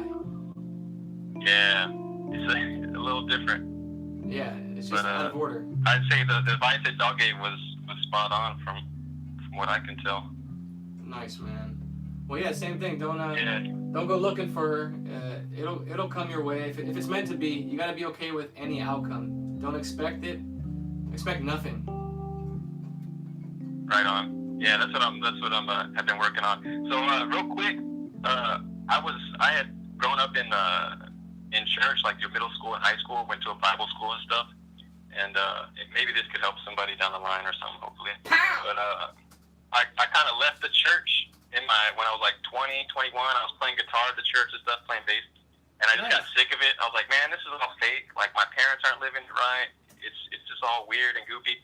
So I left and just started just living in the world, sex, drugs, rock and roll, whatever, just being a bum. Yeah. And when I was about 28, I came around and I just got really, I don't know, I guess it's just God seeking me out, or I don't really know how that all works, but I just got real convicted. I was like, man, I'm going to hell if I don't follow God, or if I don't do something. Right. Well, yeah, you were probably already in hell in your life, suffering. You know? Say again? No, I'm saying you said that you thought you were going to hell, but it's like you were already in hell, suffering in your life. Yeah. You know? Oh my God. Yeah, that's such a good point, dude. I was in hell, literally, like the Exactly. darkness. Like when you're laying in bed trying to go to sleep and you're just consumed by this darkness. Yeah. You can't escape it. And you're like, what the hell? Where am I? Yeah. Where am I going? Everything hits harder. A breakup can make it feel like it ruined you. Everything, just life. It feels like it's just beating you down when you're in that fallen state. Like Trevor said, you are literally in hell. That's real hell. Like you're dying while you're alive, and there's nothing worse than that. Yeah, it was so dark, man. Like it was just so dark. And now, my life. Some people would say that my life is worse now because I got in a little car accident a few years ago, and I'm dealing with a lot of crap. But I'm not. I have peace. I'm okay. I'm just rolling with the punches. I just know that God's got a plan, and I just gotta accept it and just live. Like Jesse said, just be. Yeah, man. I got ran over by a forklift, and I thought I was gonna lose my leg, bro. It crushed my leg. Oh my gosh. Is Rich talking? I'm not looking at the screen. Yeah. That's the beard. Okay. Yeah. So I thought I was gonna lose my leg. I thought they were gonna have to cut it off. Wow.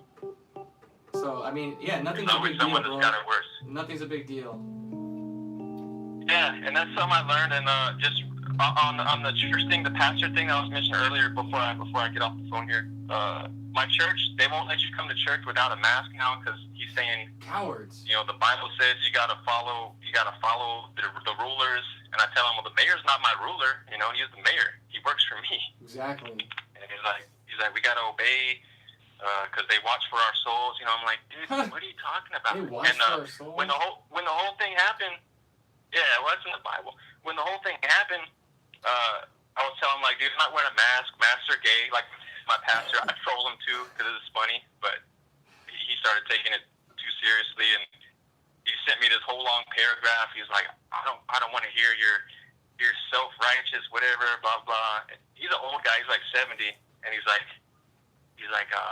when you have a wife, when your wife of 50 years is dying alone in bed because she can't breathe and she's calling out, then you wish you had a mask. I'm like, what the hell, dude? So he's like casting to the help on you, like being like, this is gonna happen to you now, boy. He sounds like such a woman, just trying to guilt trip you with a hypothetical. That's what I said. Like, it was when this whole thing first in my life. I don't know. You're acting like I tell him this stuff, but like that's such a woman thing to say. Yeah. But, that's crazy, man. Yeah, the silent prayer thing really helped me. Once I did silent prayer, I went back to church, and while I was going to church, playing on the team, and I just see every 5 minutes, they get up. Okay, let's pray over the offering. Oh, let's pray over this. Let's, someone gets up and prays, and it's so ironic. Everybody's quoting all these scriptures, but nobody wants to say. Jesus says, don't pray in public, don't pray in the temple. But, right.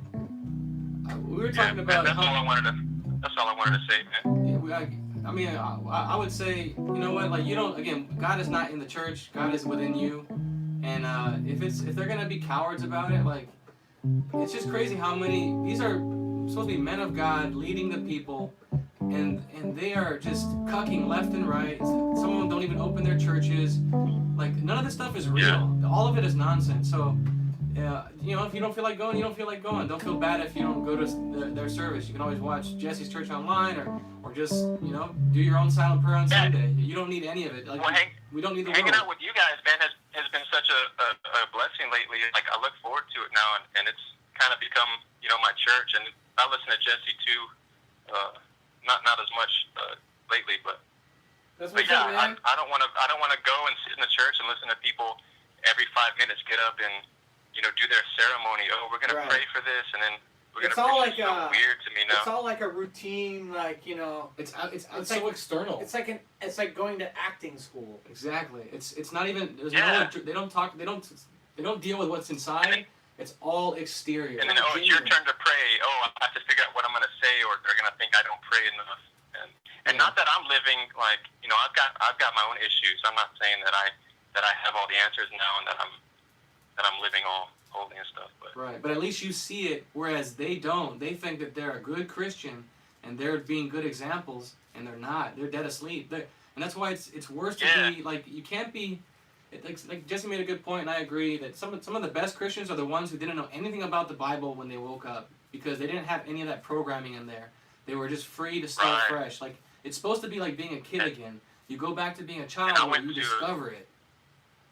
Yeah, and I went to a Christian school, so we had Bible education, and it just makes you really look at the Bible kind of weird. Yeah, like, you end up making the Bible your God. Why am I learning all this crap? You make the Bible your God instead of God. Yeah, it really, and it's so crazy, the silent prayer. It just, I don't know how to explain it, but yeah. Hey, you should check out. Hopefully other people will. Check out Roy Masters on YouTube, and he has a similar meditation silent prayer thing that's pretty interesting. Okay, Roy Masters. Roy Masters. All right, yeah, I'll check it out. I'm gonna go, man, and let someone else get on the phone. I'm gonna go finish these dishes. Thanks for calling in. Yeah, man. Yeah, man. Thanks for doing the show, guys. Love you guys. Happy White History Month. Yeah, happy White History Month. So, yeah. Okay. Catherine Payne sent a super chat in. Beautiful super chat. Thank you, Catherine. He's still on. He's got an Obama phone. Cut that. I'll cut it. There he goes. But, yeah. It's so true, man. Like, it's the amount of fake churches and fake Christians out there is unbelievable. Like, it's like almost all of them. And I don't know, I can't watch any of it. Like, it's a big turnoff. The people who send you passages like he was talking about, or even Josh, they're just like Jordan Peterson. They just try to flood you with all these words and impose on you. And they don't actually care about you seeing it. They just want to tell you what to see. And if you really love somebody, you want them to have that vision, because if they don't have that vision, they don't have anything. How can you fight the spiritual battle if you can't see the Spirit?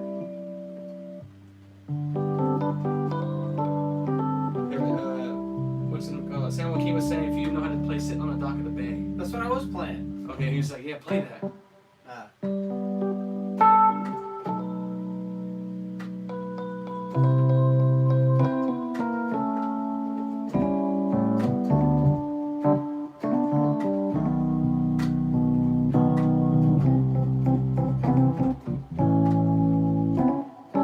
Just on the dock of the bay, wasting time.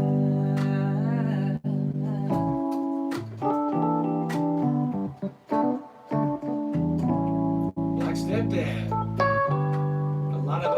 A lot of younger kids like Jordan Peterson because he sounds smart. They go repeating it, not really knowing themselves what it means. Yeah.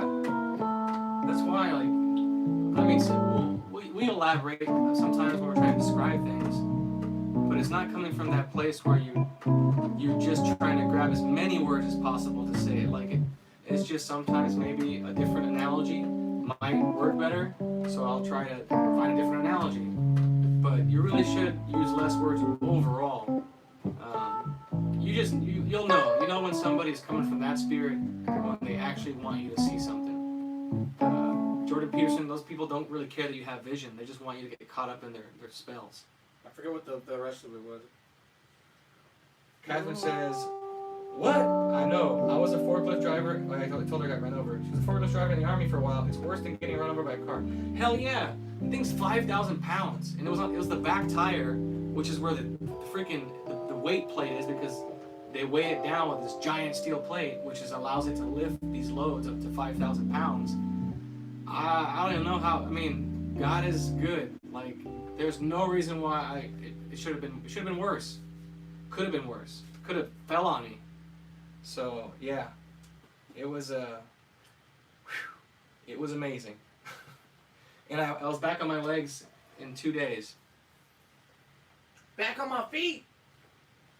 Reprobata. Pick yourself up from your own bootstraps, boy. Says it's a culture war. No wait, it's an info war. Wrong. It's a spiritual battle, and your mic is too low. We don't have mics. We don't got mics. Yeah, you better be sorry.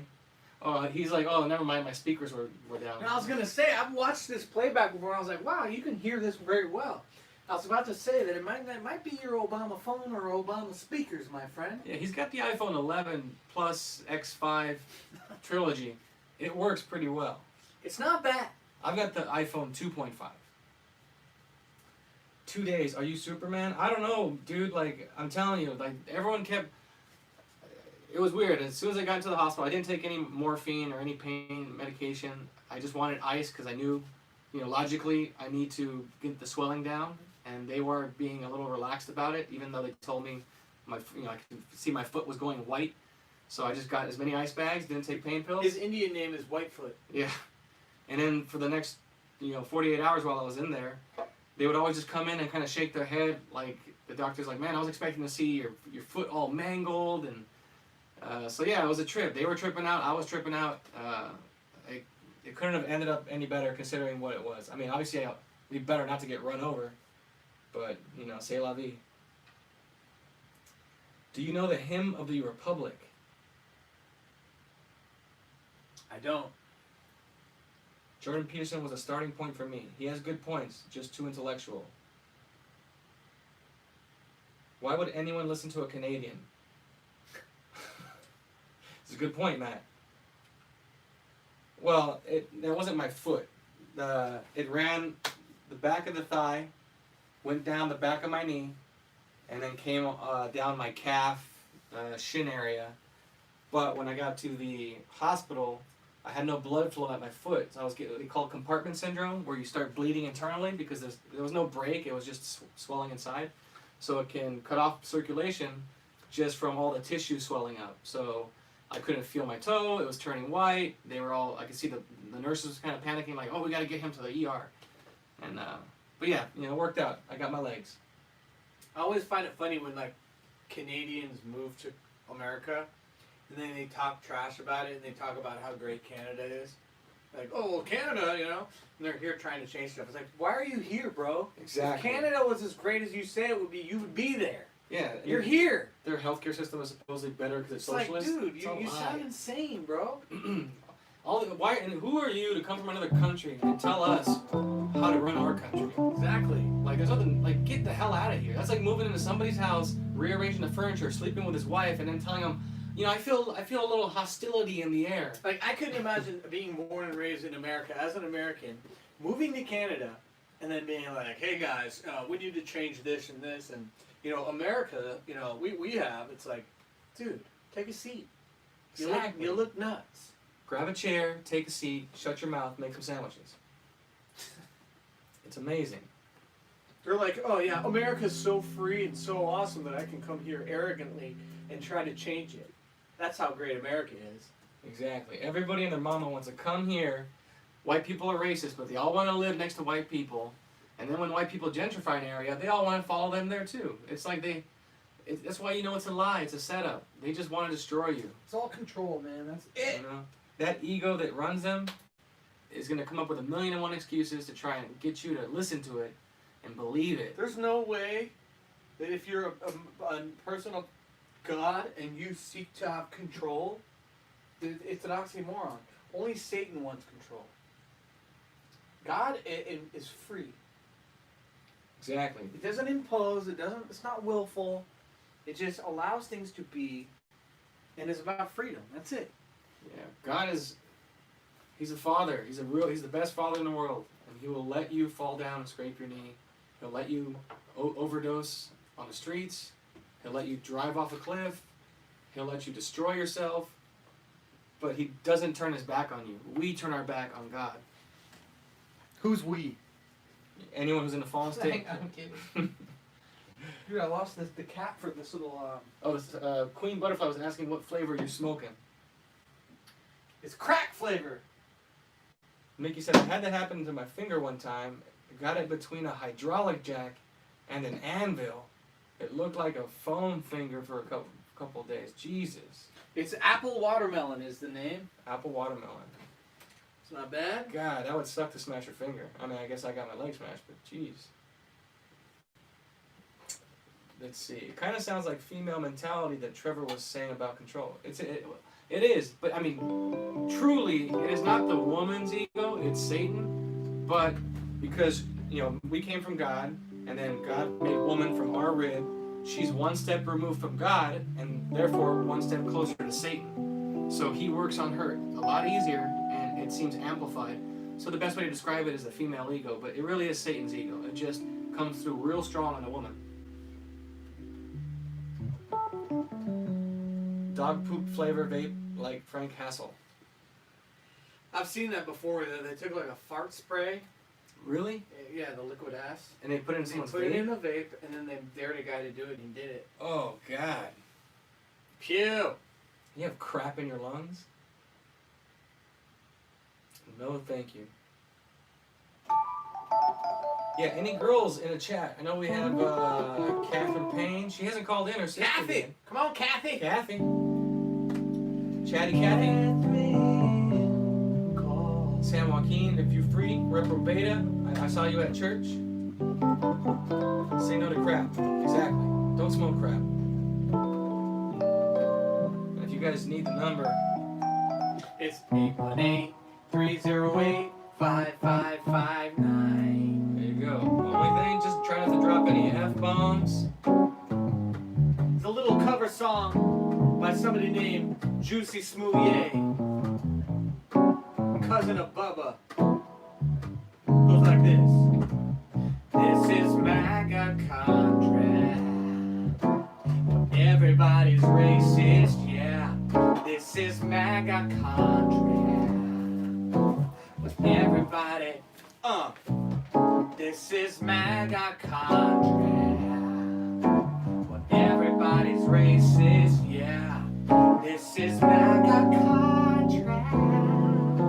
Where everybody's racist, yeah.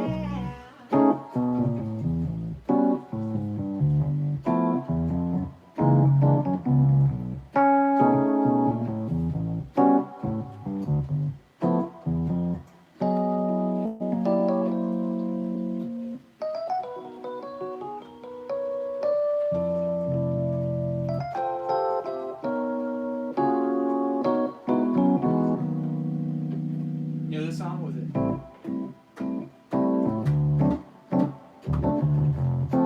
I don't know if this is cultural appropriation.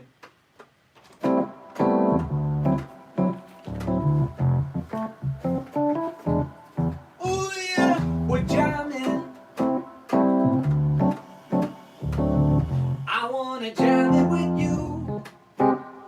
We're jamming, jamming, and I hope you like jamming too. Ain't no rules, ain't no vow. We can do it anyhow.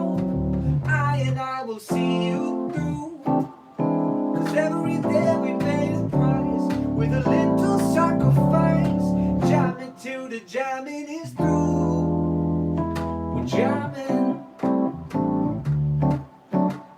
We're jamming in the name of the Lord. We're jamming, jamming, straight from your. I think I skipped the verse. Nobody can stop us now. We need to beg or we won't bounce. Neither can be bought nor sold. We all is worth much more than gold. We're jamming, yeah. Is this Martin? Hey, how you doing, Martin? Where are you calling from today, bud? Florence, Alabama. Alabama, what do you know? How you doing today, Martin? How's your evening? Well, I've been watching Jesse for a while and caught on to your stream and you guys have some good stuff. How long ago did you find Jesse? About 2 years ago. Crazy. What? Do you remember what led you? Like, or you like? Did you search for him on YouTube? Was it recommended, or how did he pop up? I don't remember exactly, but I've not been able to stop watching Jesse, and it's changed my life, I would say. Like, Hell yeah. it's changed me completely. Hell yeah. That's awesome, man. I assume you've already forgiven mom and dad and done all that. I did. How'd they take it? I did. Well, my mom was very emotional about it, and What did I do, son? What did I do? but once I did it, I mean, nothing has been the same since. Right. Hell yeah. It's everything what Jesse says. Like, there's just a piece there. Isn't it crazy, man? It really takes a weight off your back and shoulders that you didn't realize was there. It's like you don't know what's missing until it arrives, and you don't know what you have until it's gone. And the same thing for me. I wasn't an angry person until I realized I had anger. You know, you don't know you're angry until you have no anger. And it was totally affecting my life. And when I overcame that with my mom and my dad and really saw the puzzle pieces and overcame and forgave, then like the fear melted away for everything else in my life. Yeah, I'm on the same boat there, and like, I mean, watching Jesse, like, I don't have to watch Jesse, but like, now I see like everything around us is literally like a battle between good and evil. Like, it's just so obvious now. Yeah. Same here, man. I was never into politics. I still don't care about politics, but it's hard to not see the difference now that you really see how good and evil and how apparent evil is right now. Yeah, totally. And one thing too, like,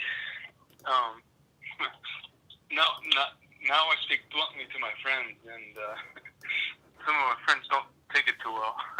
Isn't that crazy?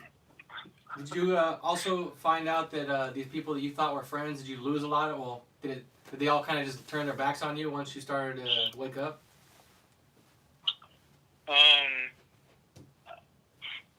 Yeah, I would say so, but I mean,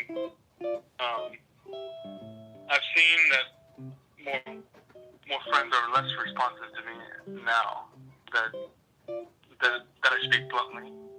Do they hold back on what they say because they don't want to deal with your reaction? No? I would say so. Yeah, I know ever since waking up, you find like I've just noticed that they've unfollowed or they just judge you. They think that like you've changed, and they think, what's that noise? Sounds like a microwave, an alarm or something. But anyways, yeah, people change because you're no longer agreeable with them, and they resent you that you think differently, which is crazy because if they loved you, they wouldn't care what you thought. Yeah, and I mean, now I speak bluntly, but and there's literally no emotion behind it. It's like there's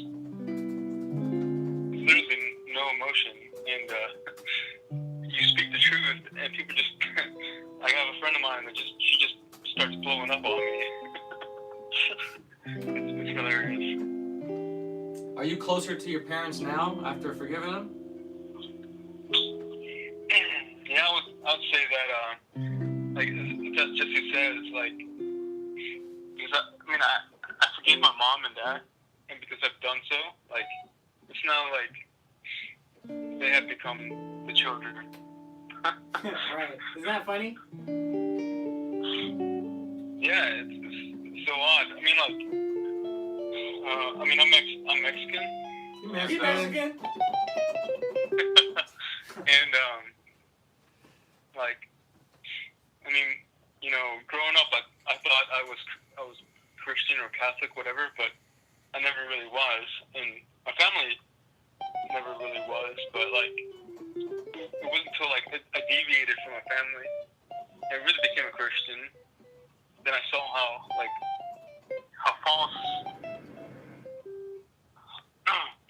false of a Christianity I thought, you know, how fake I thought it. I mean, how fake I saw it that my parents were, and then I forgave them for it. And, Yeah. So your parents were Catholic, or are Catholic? Yeah. In name? Yeah. In name. I was raised Catholic too, man, and I never connected at all. Like the way Trevor talked about the last caller describing his church, it was all external. I just remember I would always sum it up like, man, all I do was go to church. I stand up, get on my knees, put the dollars in the basket, watch people get the cookies and wine, and that's it. It was just all movements, but there was no connection to the spirit. It's all ego. It's all that the same sense of identity you would get from culture or anything else like that. Like, oh, I go to church, I'm a Christian, and so they're getting their identity from and feeding their ego, thinking that they're somebody because they, you know, it's like, yeah. Yeah, and I mean, once you drop all that ego, like there's, you know, nothing there but peace. Is there anyone in your family that since you've woken up has reached out to you that it seems like they're trying to overcome their own anger? No, I mean, like all my other brothers are atheists, and Wow. so I have 3 brothers, and I'm the oddball. That Any sisters? Just all boys? yeah, all boys. That's exactly what happened. That's my scenario. I'm one of 4 boys, and I'm the oddball. yeah, I'm the oddball, and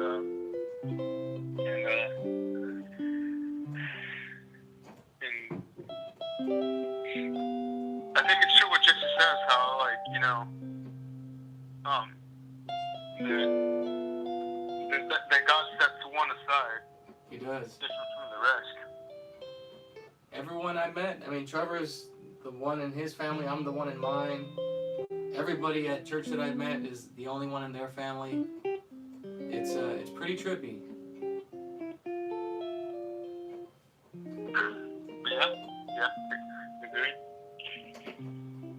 But I mean, life is good. But I mean, that's good. You know, even in these tough times, I mean, because I have that peace.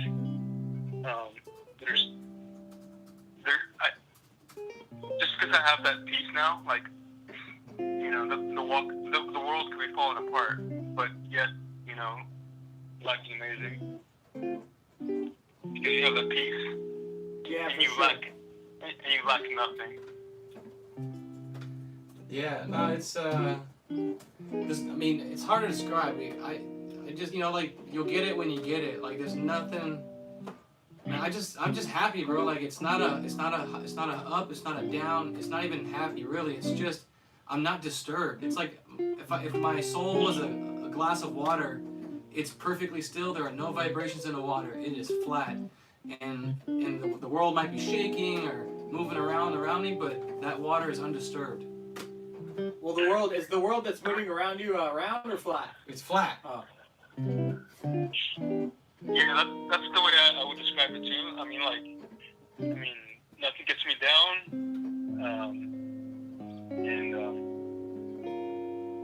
and I'm always, like, I don't know what's the word to say, but, like, content. Everything is always good. That's right. It just feels everything's fine, no matter what. Like if you're awake, you should just be grateful. I woke up. I'm here.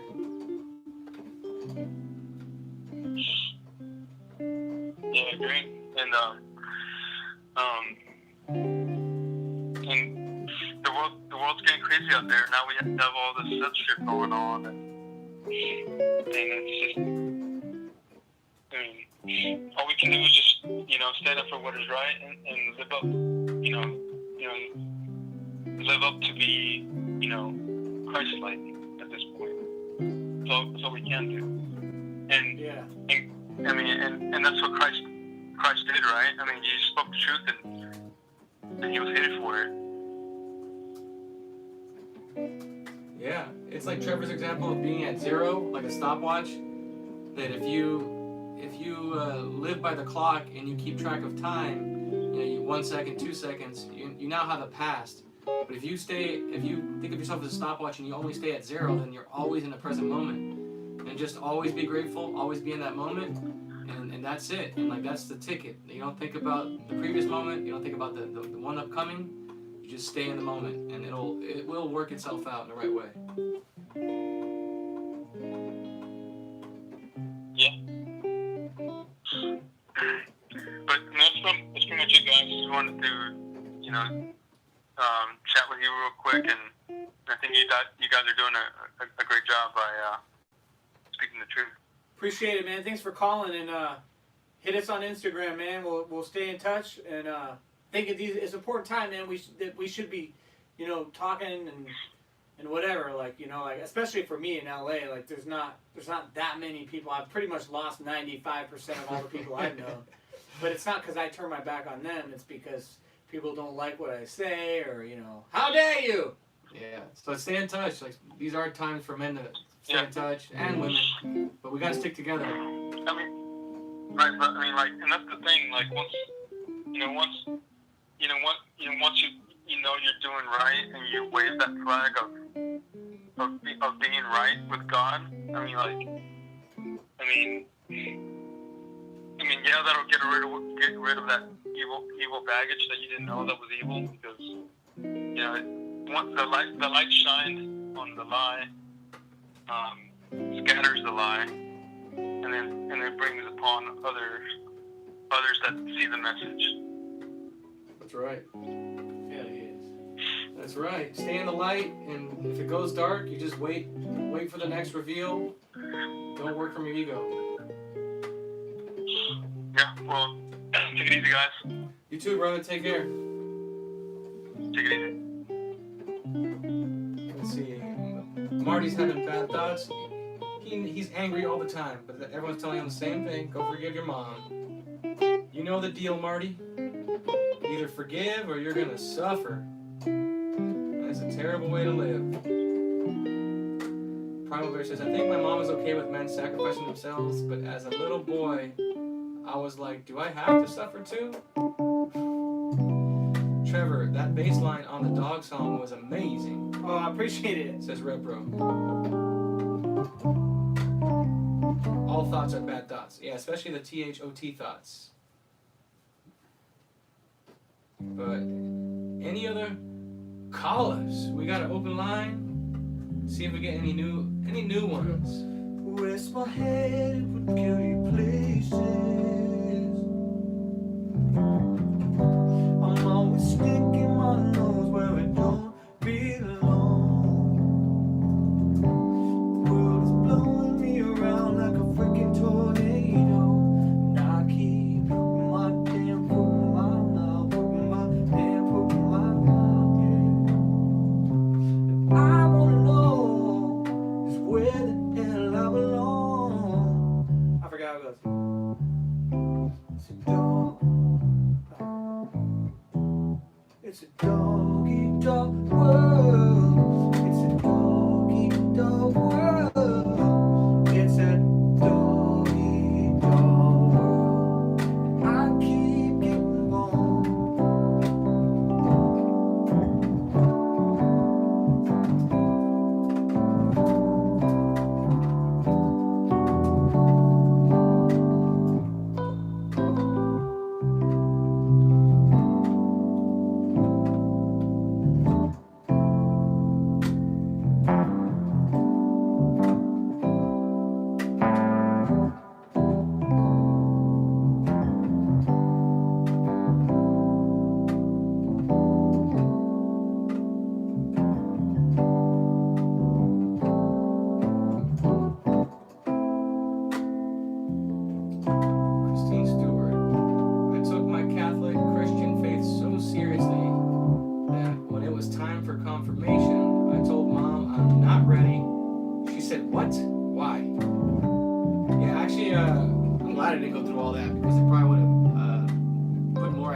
head. I had a good space from the church, so it didn't indoctrinate me. But I never got. I don't even think I was baptized. I wasn't baptized. No first communion, no confirmation, none of it. So, which is good. I got to discover God on my own, and that's how it should be. If you have kids, let your children find Jesus and find God on their own.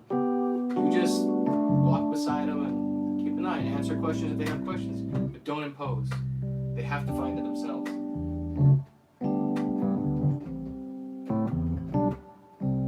Bear problems. Betas get appalled. Ugh, Catholic talk, Chrissy. Now, girls, no fighting. No fighting in the chat. Were your parents Catholic? No. Did they have anything? I mean, kind of would say Christian, but it wasn't Christian. It was like my mom, she was like, you know, the leader of the spirituality of the family.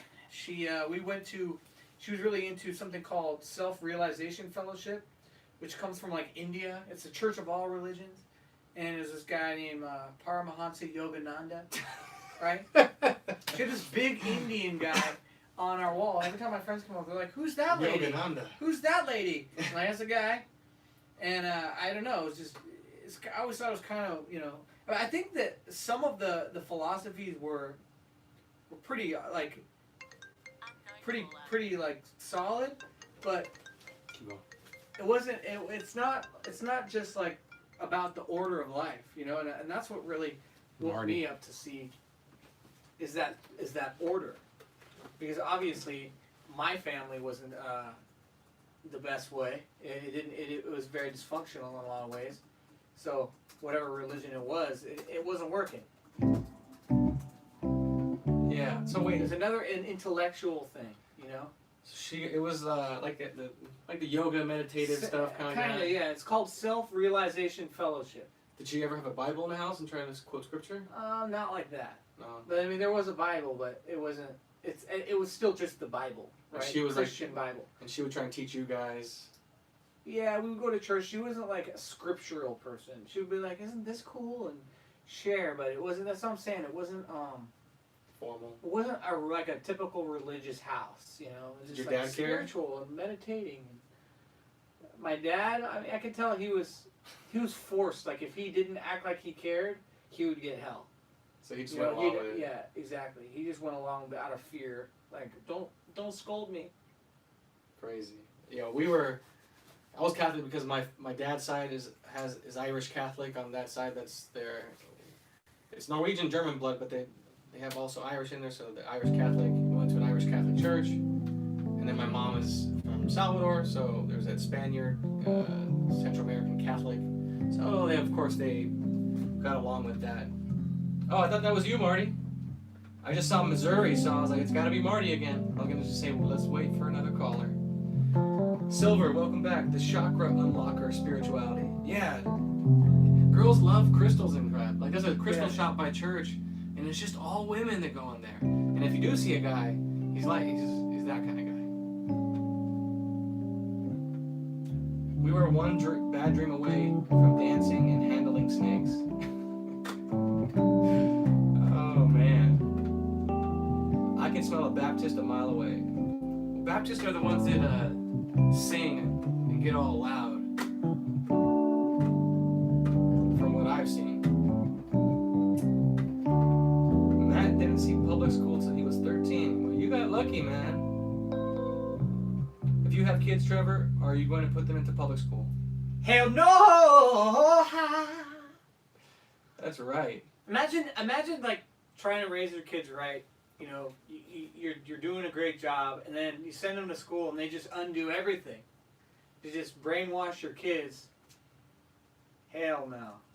Yeah, if you love your children, you're not going to let them be subject to other rotten children and rotten teachers. I mean, we already got a pedophile problem in this country. We have anger in this country. Well, how do you? Okay, we're in the world, not of the world, right? So why would you put your kids in the world so soon?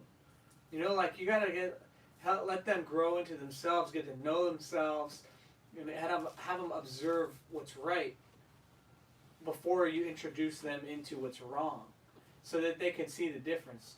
And I'm sure, you know, you can. It's possible that you could go to public school and you do see the difference from at home, but it's not. I don't think it's good, man. You're making your kids suffer just so you can get an easier time and not have to homeschool and figure it out. It's confusing. Yeah, It's super confusing.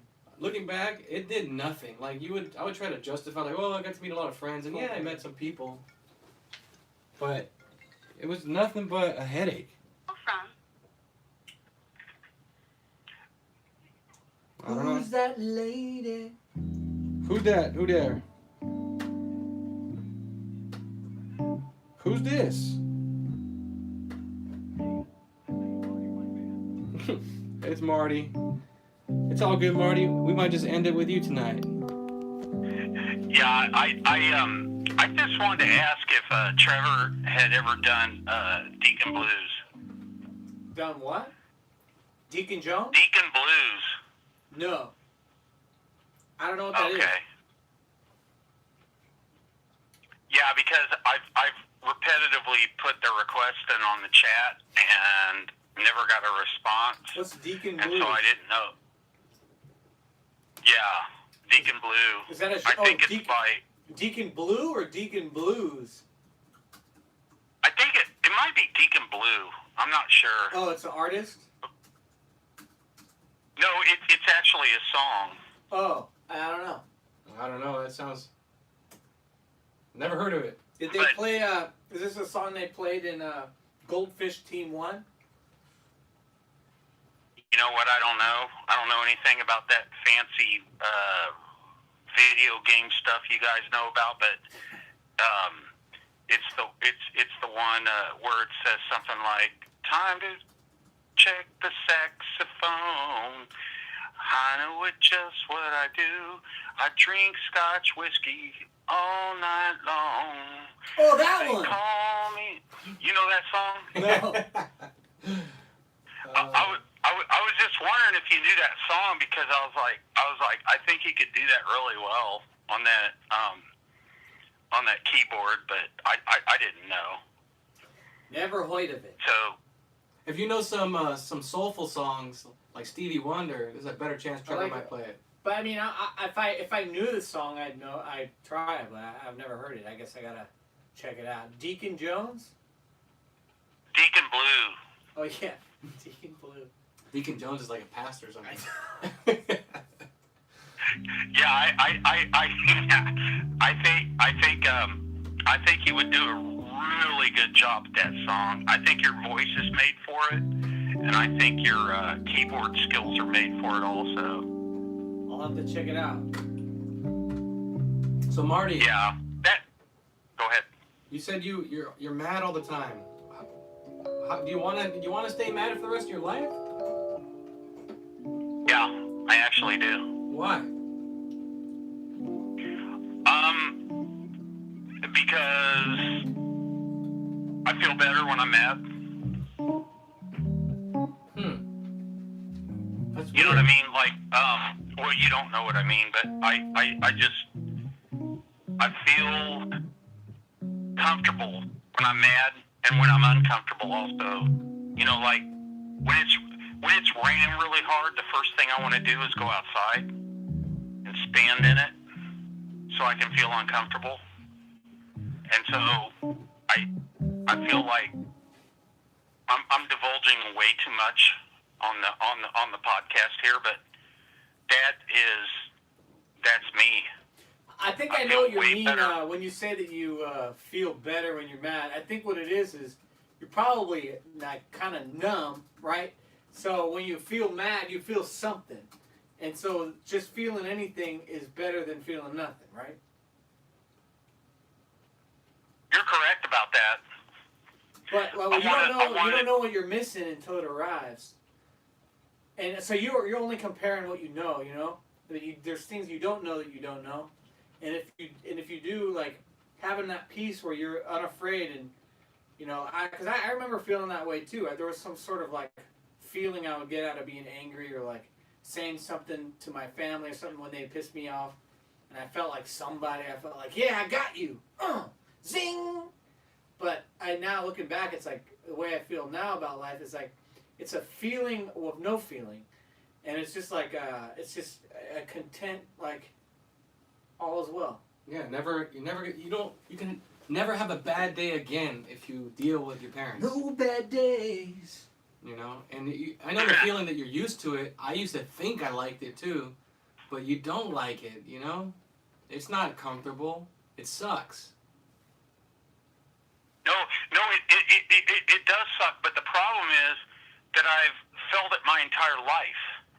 So I've been through it my entire life, and so I'm not gonna change anytime soon. But you know what I mean? Like you can though. I feel comfortable with being uncomfortable. Put it to you that way. I know it feels that way, but it's not, and you don't need to stay that way for the rest of your life. It may be what all you remember, but you weren't born that way, Marty. You were born clean. Damn it, you were born clean. You're innocent. Yeah. Well, that's funny because that one of the girls, I think her name's Catherine or something, but one of the girls in the chat, she said you don't come across as being a mad person. And it's because you bottle it up. Like, you have a little bit, it's not a knock, but because you're nice, but that's usually a sign of like biting your tongue or holding back or people pleasing. Like and maybe you don't always speak up for yourself, and then you can end up resenting people because you should have spoke up. You're right. You're right about that. And I think that, and this is the thing, man. I think that everybody around me is right. They're all right.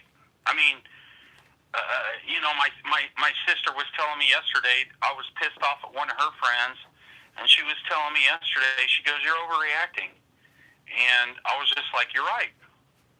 And I can't deny the fact that you guys are right. But I also can't deny my feelings of what, and when I say feelings, I don't mean like in a woman's way. I mean like in a man's way. But that is a woman's way. I can't deny. The truth is there's no such thing as manly feelings.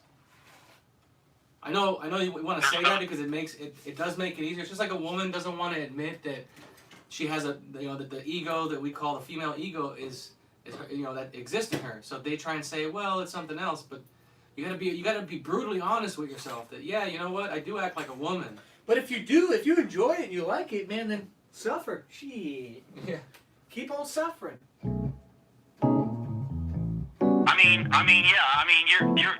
You're right about that. I mean, like every single person that I run into that is a male that I run into on the street, I always size him up. I'm like, okay, how would I take this dude out? I'm gonna sweep his knee. I'm gonna do this, and I'm always like thinking on that level. You know what I mean? Like, yeah. And I guess it's feelings. I don't know what that is, but it's just like I'm always sizing people up. It's because you're angry. That's right. I mean, like Trevor I'm said, very angry. You can stay that way. Like, I know it's what you're used to, but I know you're not happy, man. Like, it's a drag. Like, it's baggage. Being angry is baggage.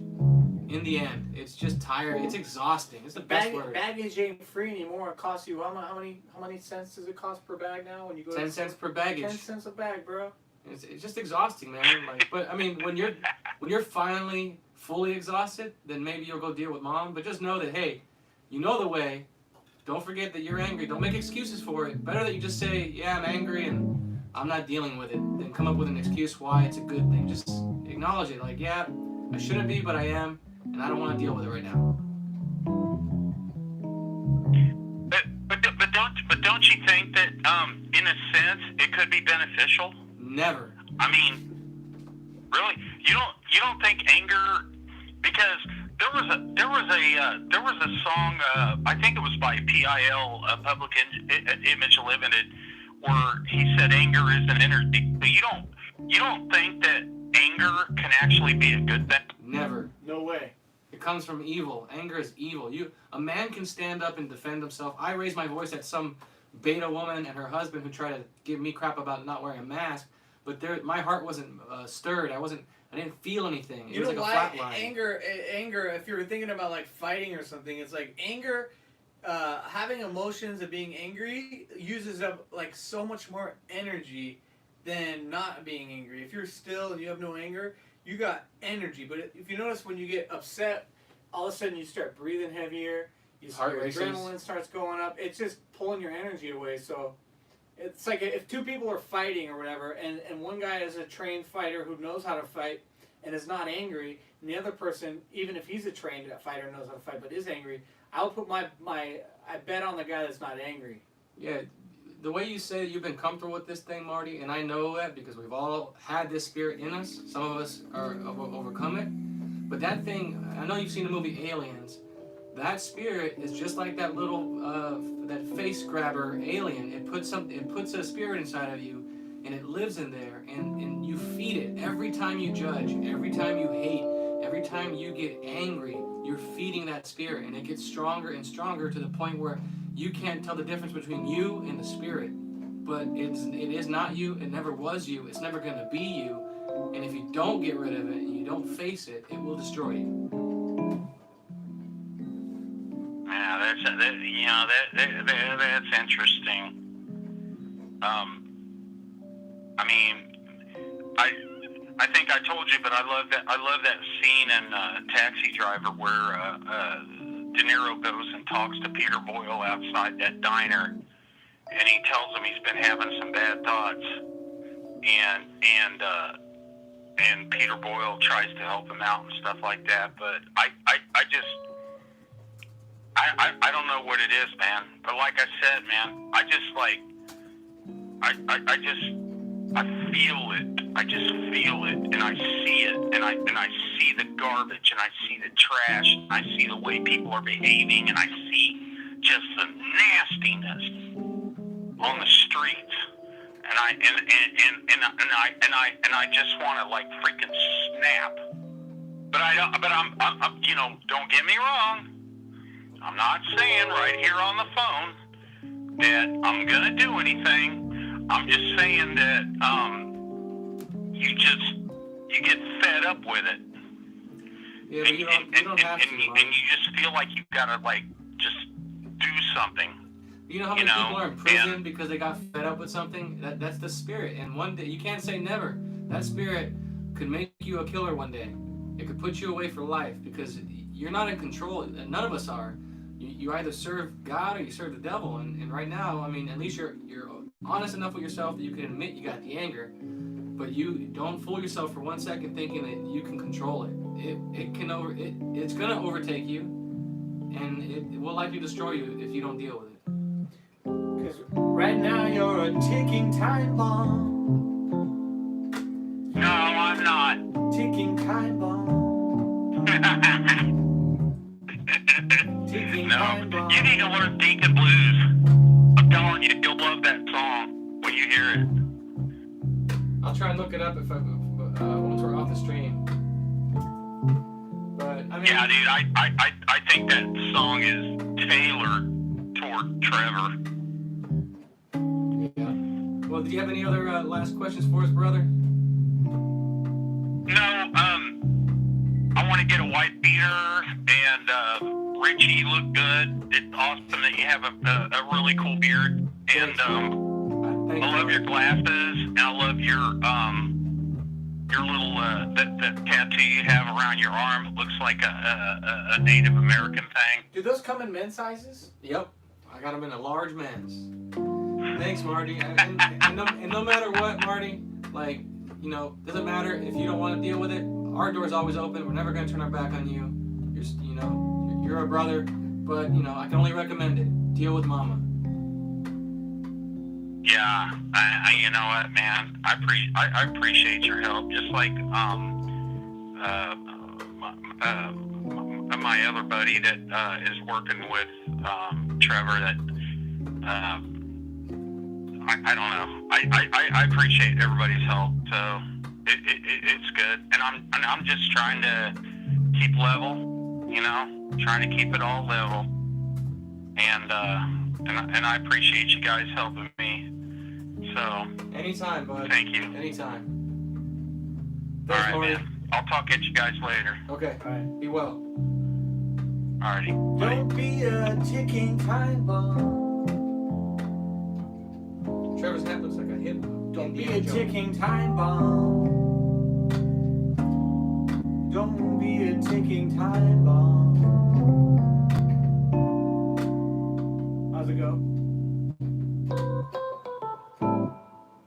Don't wanna be a beta, beta. Don't wanna be a beta, man. Don't wanna be a beta, beta.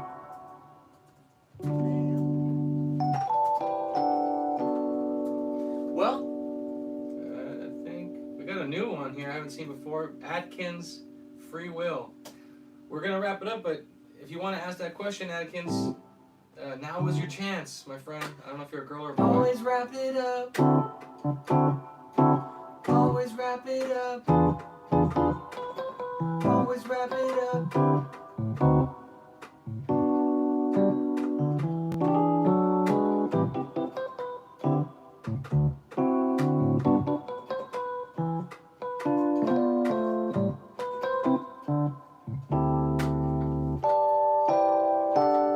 All right, Yeah. Atkins. Well, I guess maybe next time. I know not everyone's. My wants energy to suit call. went.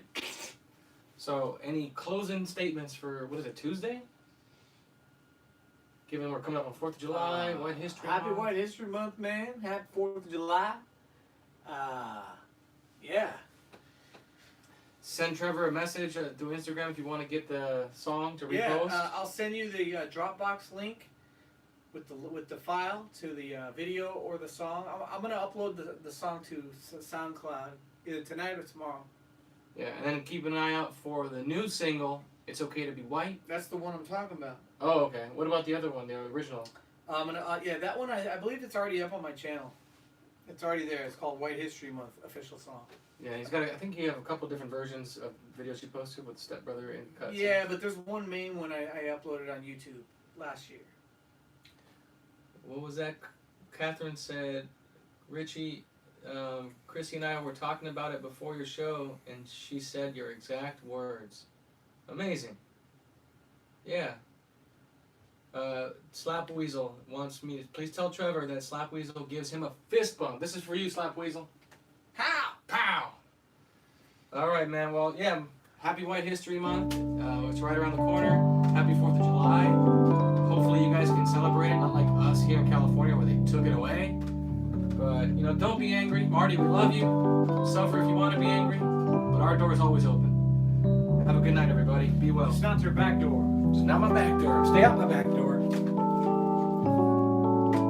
'Cause this one's gonna be